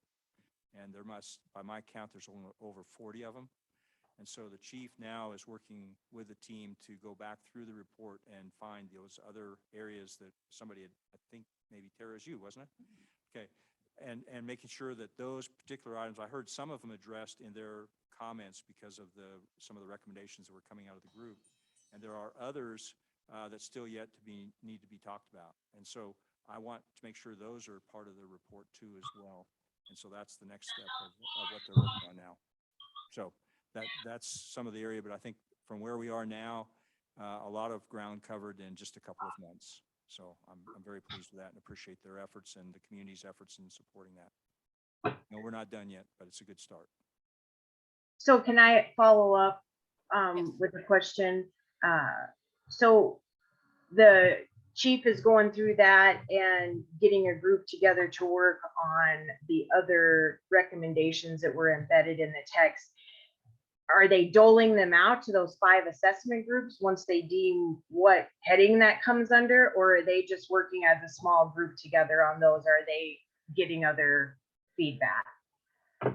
Thank you, Commissioner. What we're trying to do is keep them in the same, we feel that these are all can be fitted into one of the 5 areas, and using the expertise that's been developed not only by the lieutenants, but the sergeants and the staff that were involved in those groups, coming out with additional information and recommendations after they've finished that. So it's trying not to start over again with different groups, but to use the groups that we have, because they have a lot of background information that you all uncovered or discovered during your discussions. So can I ask specifically, did they bring up the issues that were in the community perspective section of the Jensen Hughes report, specifically bias and aggressive enforcement? Those were discussed, and also to thank you for reminding me on something. You had a question earlier about what kind of officers do you seek? And are there policies or procedures that encourage one type of officer versus another? So if you recall, one of the areas that Jensen Hughes was saying is you need to change your mission statement. You also need to look at your mission statement from a perspective of the difference between a warrior and a guardian. And I'm using guardian as a new term, but I think that's what we were trying to describe earlier. Is there a way that that can be clarified? And I'm not sure that you need to change the people you get. I think you need to change the way that they're trained and the way that they respond to the community. And that's where we want to focus in on some of the discussion that the group recommended there, because there were some very good ideas about how to go about that change. And also the fight, survive piece versus listen and respond. So I think there are a lot of areas that you talked about already that have been with them as well. So that's in there too as well. But yes, those were part of the area we talked about, but that's not the only place that it's on page 18 and 19 of the report. There's other areas too that have other topics that we're looking at. Great, thank you. Commissioner Barrett. Just briefly, thank you, Madam Chair. My comment is for Mr. Garcia. I want you to know that after you told us that the IA investigation was not going to be released because of the Ash case, I ran into the HR leader for the police, the LPD HR person at a meeting, and explained to her what you had said. She was incredulous. She did not understand the connection. She probably does now. Hopefully she came and talked with you about it.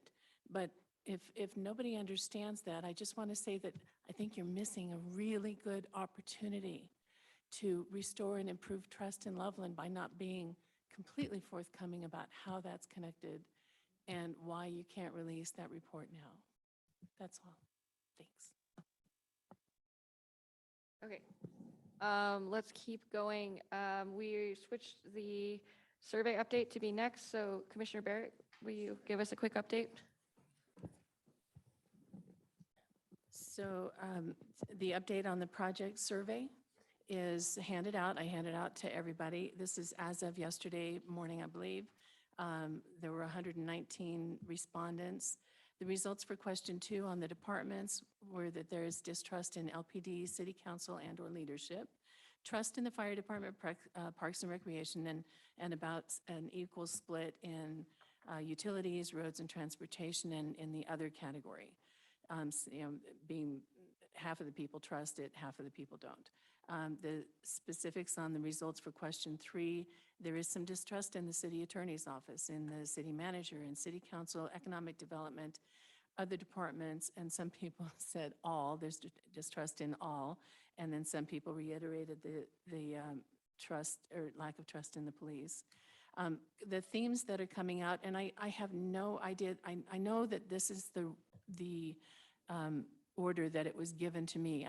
I suspect it's because that was the order that they wrote them down, not necessarily that there were a higher number of respondents. I don't know.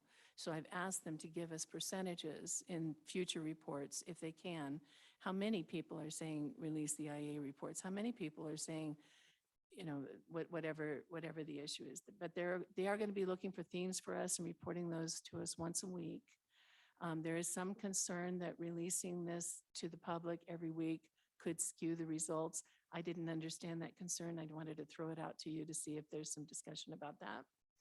And then finally, on events, we were at the farmer's market yesterday, Commissioner Swiger and Commissioner Schneider and I, and we probably engaged with about 100 people who either took a card or came and learned about what the Trust Commission was doing, or heard about the survey for the first time, or scanned the QR code with their smartphone without even asking. They knew exactly what to do. So we're looking forward to seeing how and if that impacts the results. We'll have that every Sunday. I sent out an email to the CTC email address. I'm hoping you're all on that address and that you have those emails coming to you, because it's the only way I can think of to keep the schedule fresh, is to have that one-on-one communication with you, not to start a communication of any kind that would violate open meeting laws, but to be able to tell you, this is a slot that's open. If you want it, please sign up for it. So that'll be coming from Survey or Schedule Genius, something like that, from me, and would like for you guys to take a look at that and sign up for some shifts. It's fun getting out to the community and talking to them about what we're doing, and they love hearing that we're working on putting more love in Loveland. Commissioner Schneider and then Commissioner Thompson. Thank you, Commissioner Barrett. It was really fun to talk to the community. And I think, in the 2.5 hours, I think it was 2.5 hours I was there, a lot of people were really intrigued and were thanking the Trust Commission for what we are doing. So I want to extend that to every Trust Commissioner, that the community does value the work that you're doing. It doesn't always feel that way to me. So I wanted to let you know that people are saying that. I might have missed this, but I did not see the results from the survey yet. Is that something I should be aware of that I missed, or? I handed it out tonight, so I will have to Okay. email you and Okay. Commissioner Black. Great. Thank you so much. I appreciate that. Yeah. And it would be great to hear when we're going to receive those, what to look at. I'm really intrigued. I mean, I've been, contacted by community members the whole time I've been on the Trust Commission, asking for me to, exert a certain opinion or represent them in a certain way. And I always have to say, we're a big group and I don't know how much time I'm going to have to hog to represent what you have to say. But I do, support you, reaching out to the group email. That's the question. What's going on with the group email? Jeffrey, I hope we can answer that. And yeah, just to, our community does want to see the work that we're doing, and I just want to see it too. Thanks. And just real quick, I'm sorry. Yeah, one thing I forgot. We have Jen Castaneda here tonight from the Loveland Justice League, and she has invited us to participate in this coming Saturday's event, celebrating their first anniversary. Congratulations. I don't know if we have just a minute to let her talk about what she'd like to have us do there. It's entirely up to you, but she's actually wanting somebody to speak there and have a table there for us. Commissioners, would you all would vote really quick? Are we all accepting to have her speak? All in favor? All opposed? All right, could you welcome up? Oh,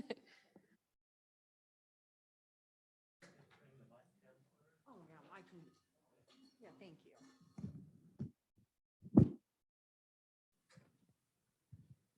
I'm going up, but it's very slow.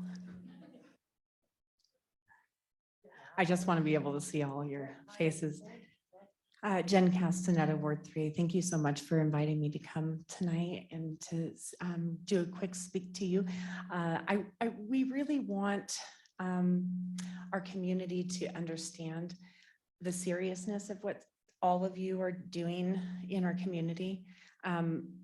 Because we're doing it too, right? Loveland Justice League is here to serve our community, to be a voice for our community, and to advocate for our community. So that's really what we're doing. And in this public event is sort of a 5 for all. We are celebrating our 1-year anniversary, which occurred on May 1st. And then we are doing our second fundraising event, which will be to benefit the youth and families of Loveland. We want to provide connections for the summer for the youth, to them, help them refacilitate these relationships and connections with their community, to understand what's going on in their community and to educate them. But really to bring our community together. We've been discombobulated the last couple of years with COVID. And our children have really suffered the consequences of this pandemic and how it has impacted our whole community. So we want to bring forth the children's voices on top of that. So we'll be having lots of activities for the youth at the event. And the event will have music, we'll have poetry readings, we'll have speakers, as well as activities for youth to get involved in. We've also included a treasure hunt for our local small businesses to get involved in. It's completely free, and most of them can be able to also reconnect with their community. We're driving traffic into their actual businesses through their doors. So that's really been exciting to do as well. So we just would love to invite you, to come. We would love to have maybe a speaker to speak for the entire commission. So maybe that's something, you would all have to decide what that looks like.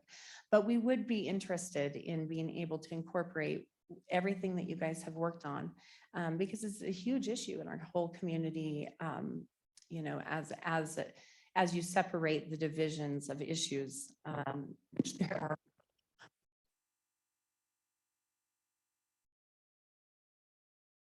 What happened to the microphone, but there it is. Hi. So anyway, if we would love to hear from you if that's something that you have an interest in. We would, be open to meeting with whoever is going to do that, and we can certainly meet by Zoom or in person to make those final decisions. So thank you so much for your time tonight. I appreciate it. Could you please give us the date again? Yes, I can. So this is this Saturday, 6/11.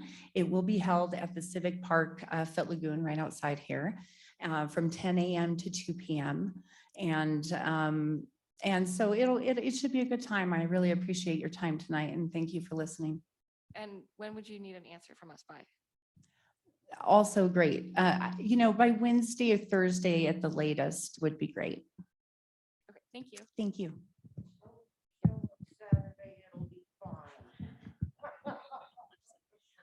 I have on Sign Up Genius, the link to it is in all of your email accounts, I hope. And there's a spot for a speaker if somebody feels compelled to do that. But there's also 2 spots for a table, and we can get you the materials and the table and the chairs to table the event, as well as, and if anybody else wants to just come and participate or hand out survey cards for people to scan with a QR code. That would be another way to participate, as long as we don't have people gathering and talking amongst themselves. Thanks. City manager and then Commissioner Schultz. Yes, thank you. So I just needed to check on the logistics. I don't know how many cards you have left. Do we need to print more cards?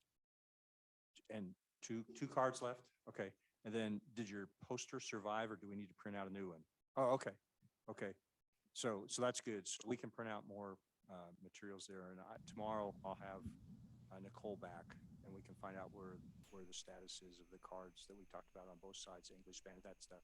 So we'll find out and have that ready by Friday again. Commissioner Scholl, is your comment directly related to this? 'Cause- okay, please. I just have a quick, just a comment or kind of question. I think it's fine. I mean, I have no issue with if we attend and hand out and push the survey. Where I kind of start to get a little uncomfortable is when we're asking somebody to speak on behalf of the commission. And I don't think that that's, I mean, and I think as individual citizens, we all have the right to attend. And I'm not, again, I don't have, it's not the issue. What the issue I have is I'm not comfortable kind of authorizing or allowing somebody to go and speak on our behalf. As part of that, but if it's a table with this express purpose of promoting participation in the survey, I think that's perfectly appropriate. So, Commissioner Schneider? Thank you. Yeah, to follow up on what City Manager Adams just said, yeah, apparently we need new cards. That would be great. If we could get cards printed with the website on the bottom. There was some concern expressed from certain residents that I spoke with about the QR code. They weren't familiar with them. They weren't comfortable with them. And so just having the website in there would be great. I think Commissioner Barrett and Swiger wrote it on all of the previous cards. So it'd be nice to have it printed. If we could also get an additional banner that says, let's talk Loveland, or do you live in Loveland? That was the opening question. When I was working with Patty at the farmer's market, that really engaged people.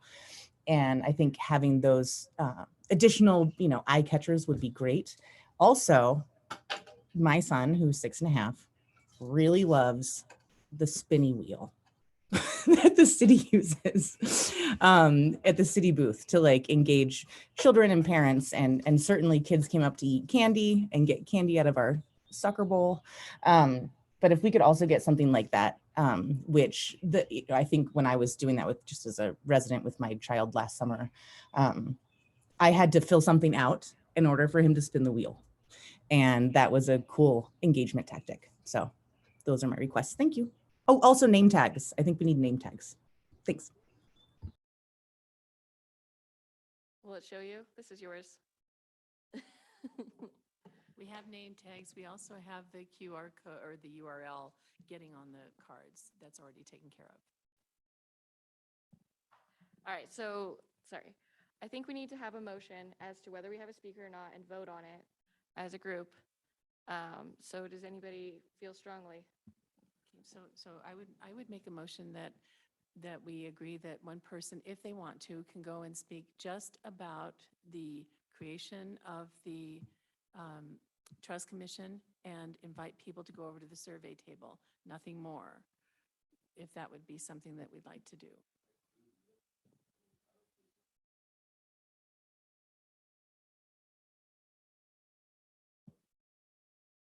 I'll second. Okay, my thought was more motion to have a speaker or not have a speaker. But I like, if everyone's okay with not having a speaker and just directing to the survey, is that good? Does anybody strongly feel that we need to speak? You do? Okay. No, I agree with you. Oh, okay. All right, so then we don't need a motion. We're good. So we will have somebody direct people to the survey booth, and we'll have the sign-up sheet. It's in our emails from Catherine. Yes. So we're doing, yes, do that, but we don't need a motion to do that. I was thinking that we needed a motion, sorry to clarify, that to have a speaker, to speak just in general as it was written. But just to have somebody say, hey, go do the survey, great. We don't need to worry about this then. Sorry. Okay. Yes. Yes. The Sign Up Genius that I got ended up in my spam. I found it, but if you're not seeing an email from Catherine with Sign Up Genius, check your junk mail. Cool. Yes, please. So on the question of the email, someone had asked me to clarify the email too. I actually don't think I saw an email.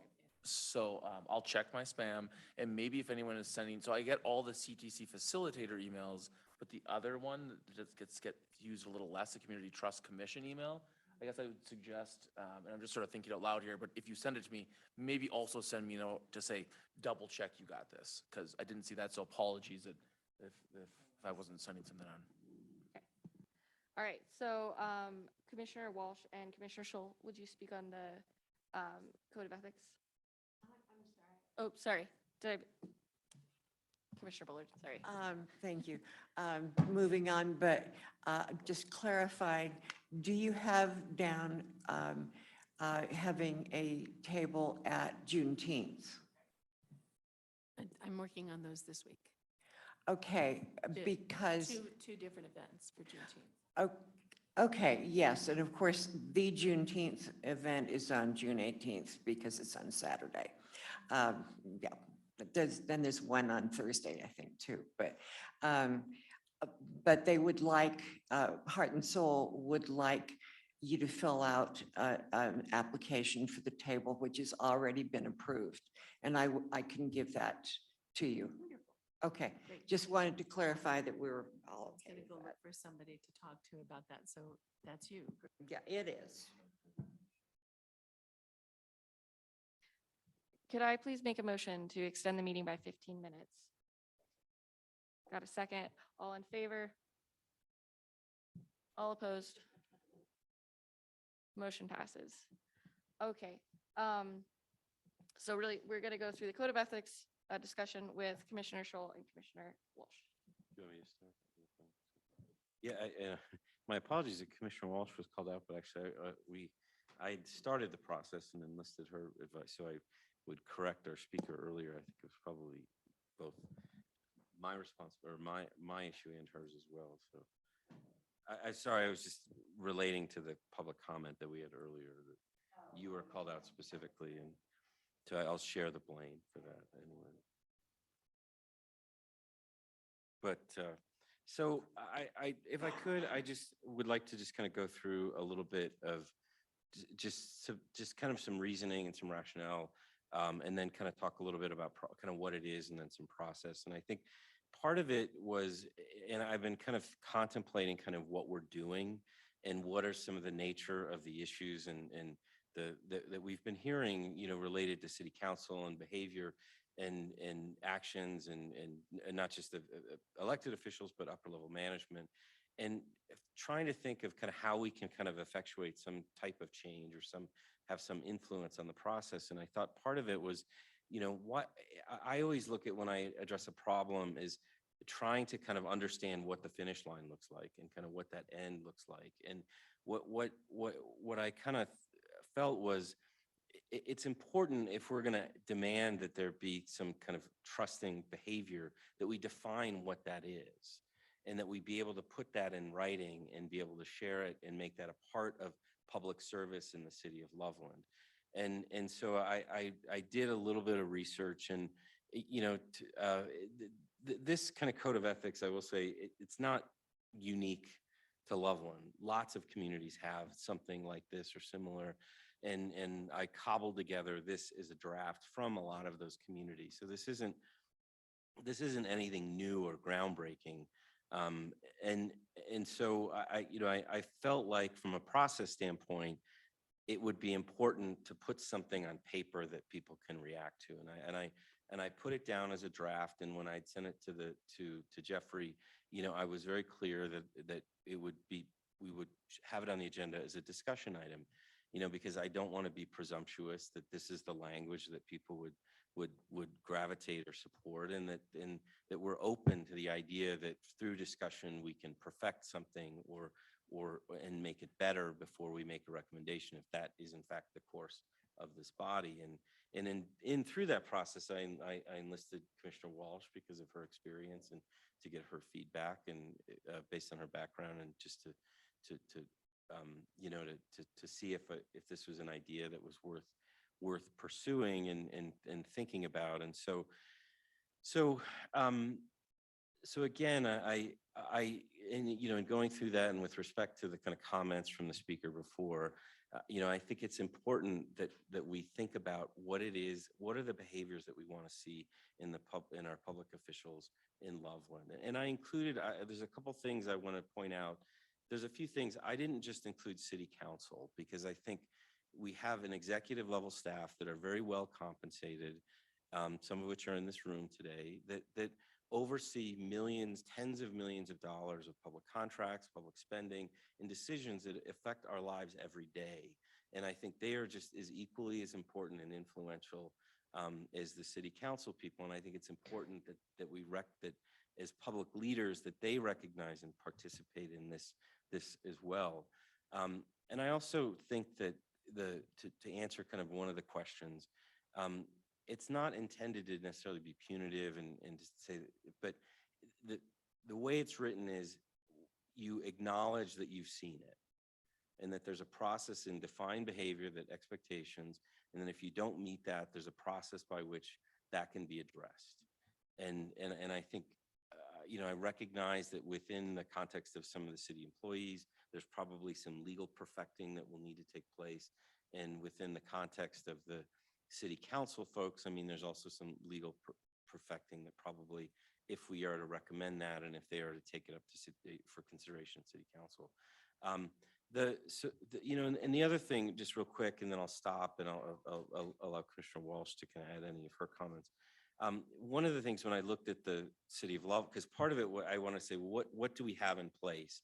And I looked and I couldn't find anything. And it's not to say that there isn't anything there. It's just the fact that everything is disparate. There's a piece of a conflict of interest in the city charter. There's administrative regulation that applies to city employees that's not easily accessible. There's other pieces. There's the code of there a lot of different things that apply to different groups or universes of people that are affiliated with the city. But there's no clear statement of what it means, the ethical statement of what it means, to be a public official in the city. And so that's why I took that step. And again, I think Commissioner Walsh was gracious enough to kind of to work with me and help. So I'll turn it if you have anything to add to that before we. Yeah, it's interesting because I think we won't talk about the stuff that we got today since it was dated today, I guess, but I printed out the references in the city attorney's email to you, I think it was. I got a little confused by that. And it is it's all over the board. And then he kind of mixed in the state statutes that were guidance, and we'd need to understand from him like what that means by guidance. Both of those statutes were actually updated since the link there's like a 2017 link, but it's actually been updated in 2018. So there's some things like that, but the easiest way for people to comply with things is when it's can be found and it's understandable and it's in one place. And I think a lot of the distrust in the community, to tell you the truth, has to do with not knowing what our code says and what rules people are supposed to be following and if they are. And so I thought this was a really great solution. I also thought it really, again, was the end result, which is why I was happy to see Mike's email. I thought that was the end result of everything we've been talking about with the problem with the Garner case. Because it does come down to communication and it comes down to how people communicate. And,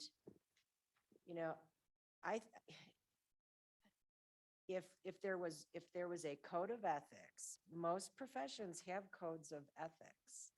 I don't think you can hold elected officials to codes of ethics. I think an elected official can put the employees at risk, and it's extremely unfair.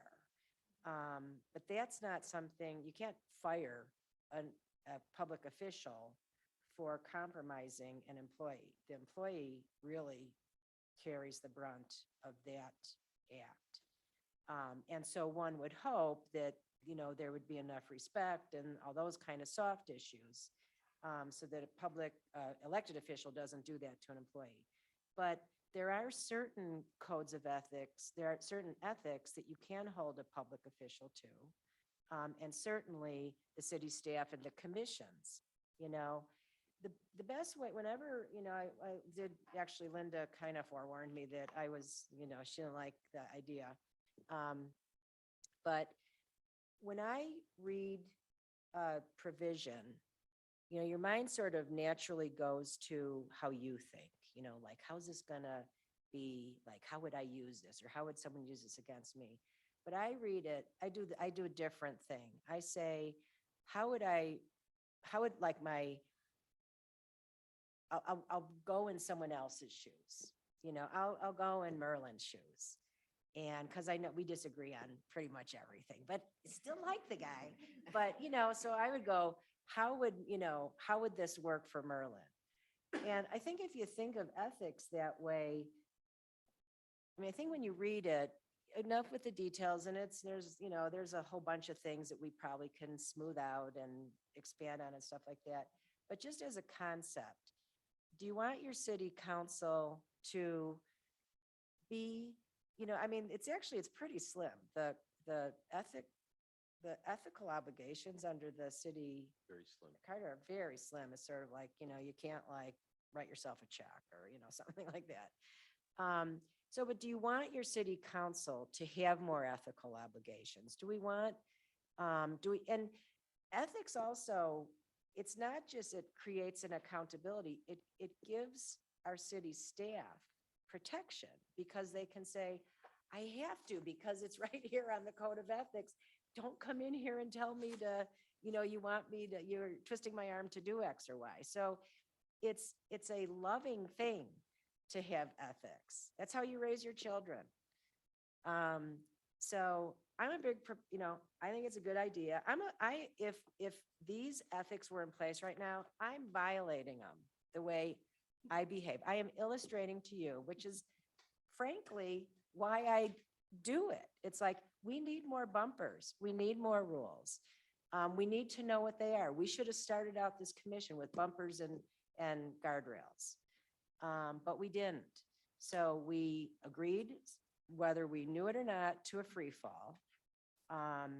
So that's, if I've illustrated to you the need for more rules, then I've done my job.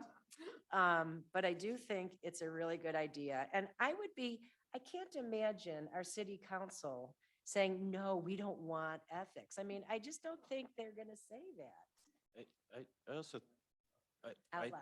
I think though, ideally, to add to what Commissioner Welsh was saying, in an ideal world for me, I would like to see some code of ethics or statement signed by city councilor that's readily available on their bio on the page, that it is absolutely clear and transparent.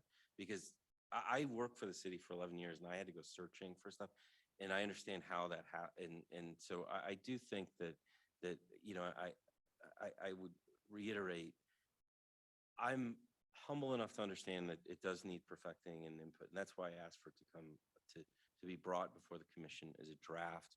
I know that there's some other legal things that probably need some review and perfecting, but so I'm open to that. So you know, with regard to some of the comments that came earlier,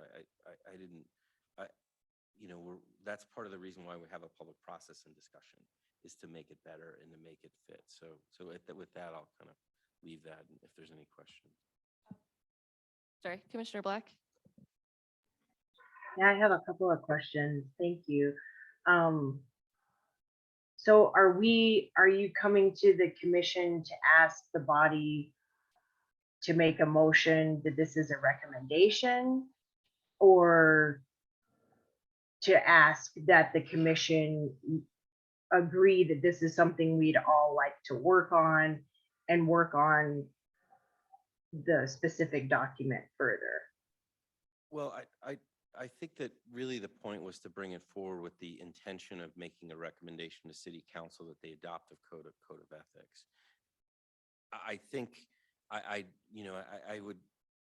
my preference would be to give them a recommendation and not to leave it up to them to develop it, because as we've seen that, and so, I mean, to your question, I think what I would like to do is have a discussion and have a review of and obviously we're not going to solve it at this meeting.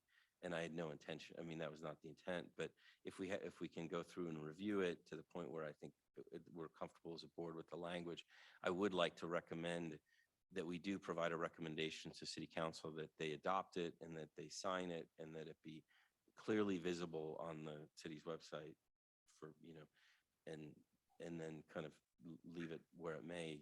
But, obviously our authority ends at the recommendation. So I think that would be, does that answer your question, Mr.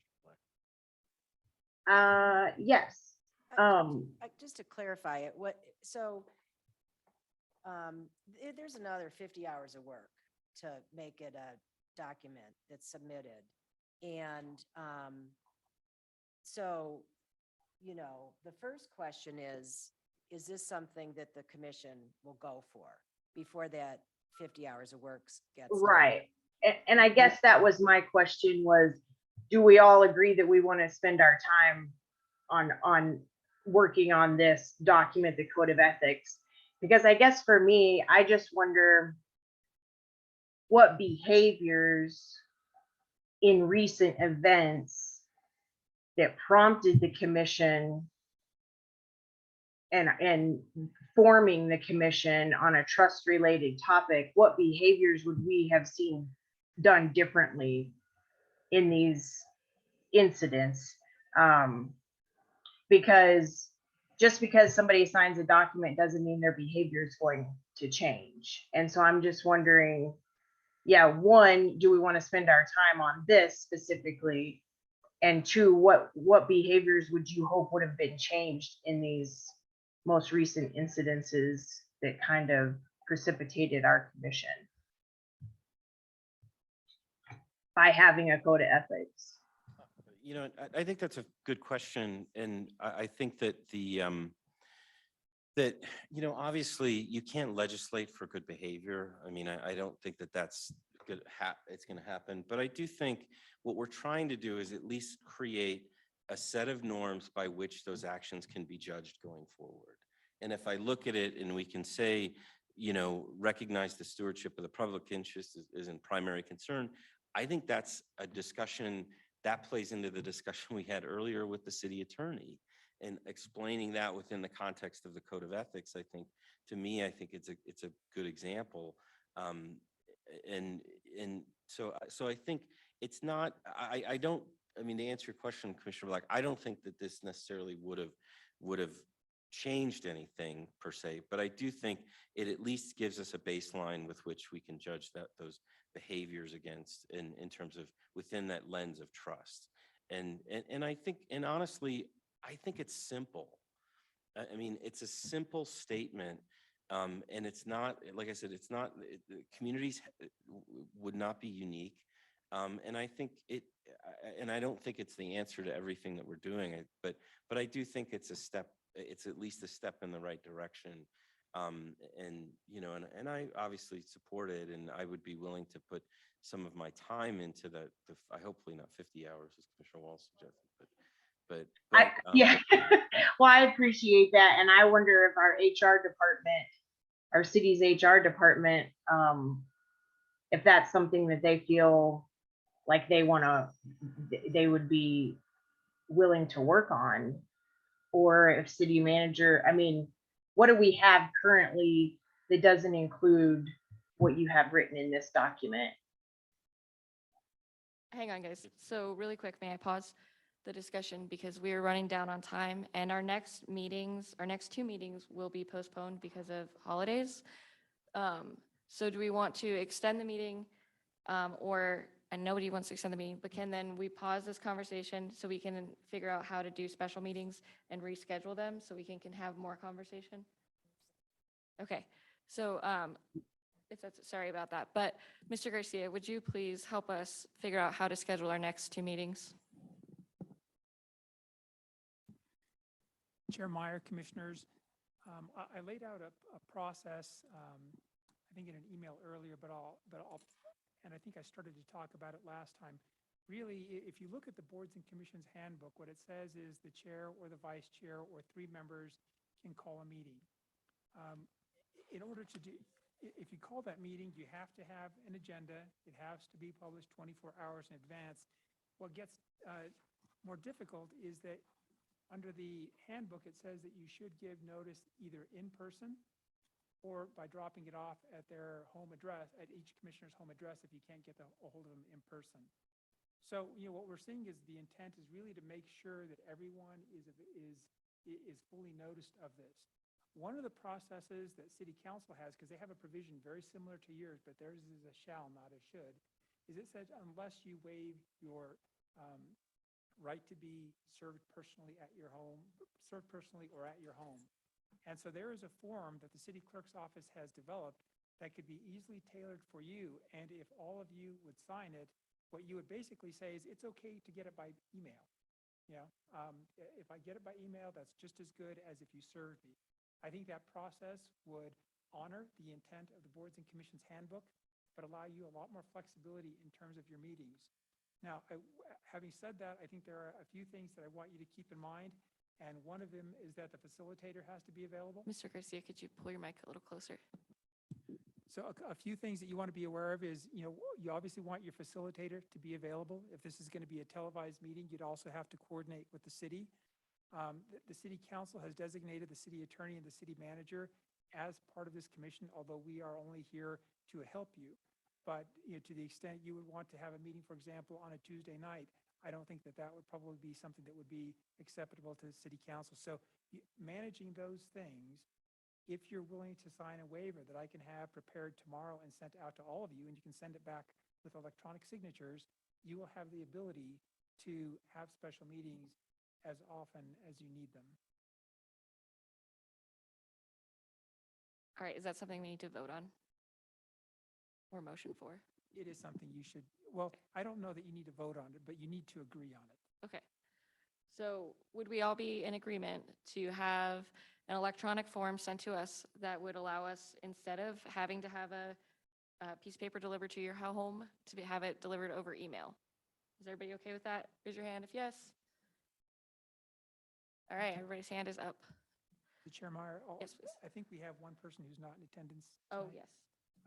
So it is important that everyone sign those, and that the person who does not sign it would then still be subject to the same process of in person or at the residence. But hopefully, I think this commission is gets along pretty well and would be able to do that. The chair can just communicate that to the member who didn't attend, right? That we don't- Yeah, I can communicate. She was going to be listening, so she should know. But I can communicate directly with her. Question. Yes.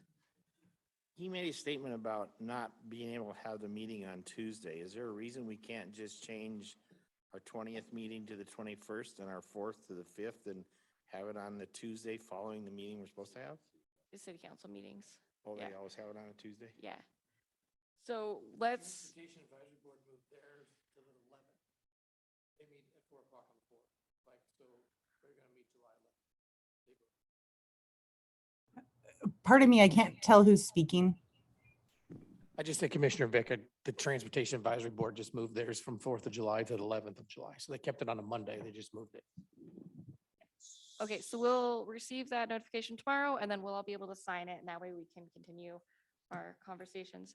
Quickly, for the next agenda items, can we continue this conversation about Code of Ethics? Are you okay with that, everybody? Okay, so Code of Ethics on there. Yes. Indulgence before you go on, I'm sorry. Yeah.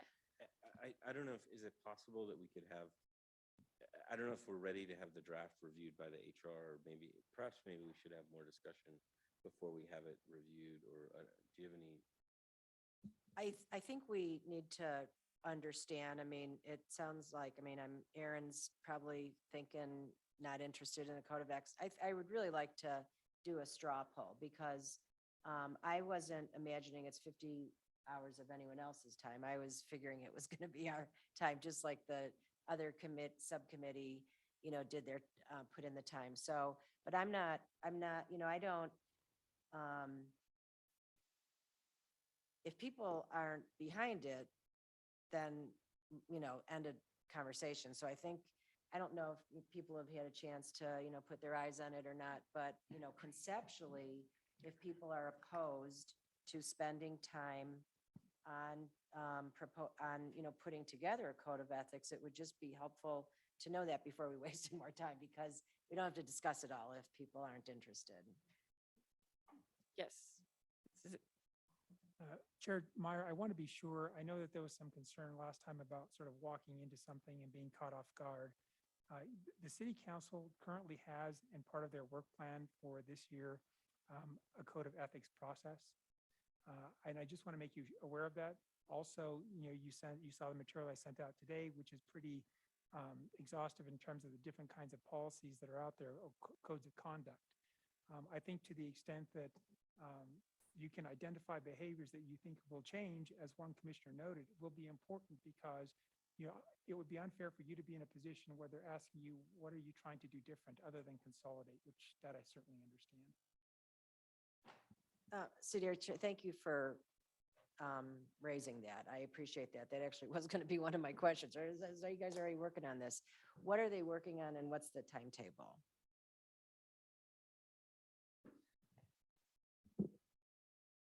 Can we discuss this next time, because we are at 8:45? All right. Quick, go. I think we need more discussion on whether we want the ethics before we go and spend time working on it.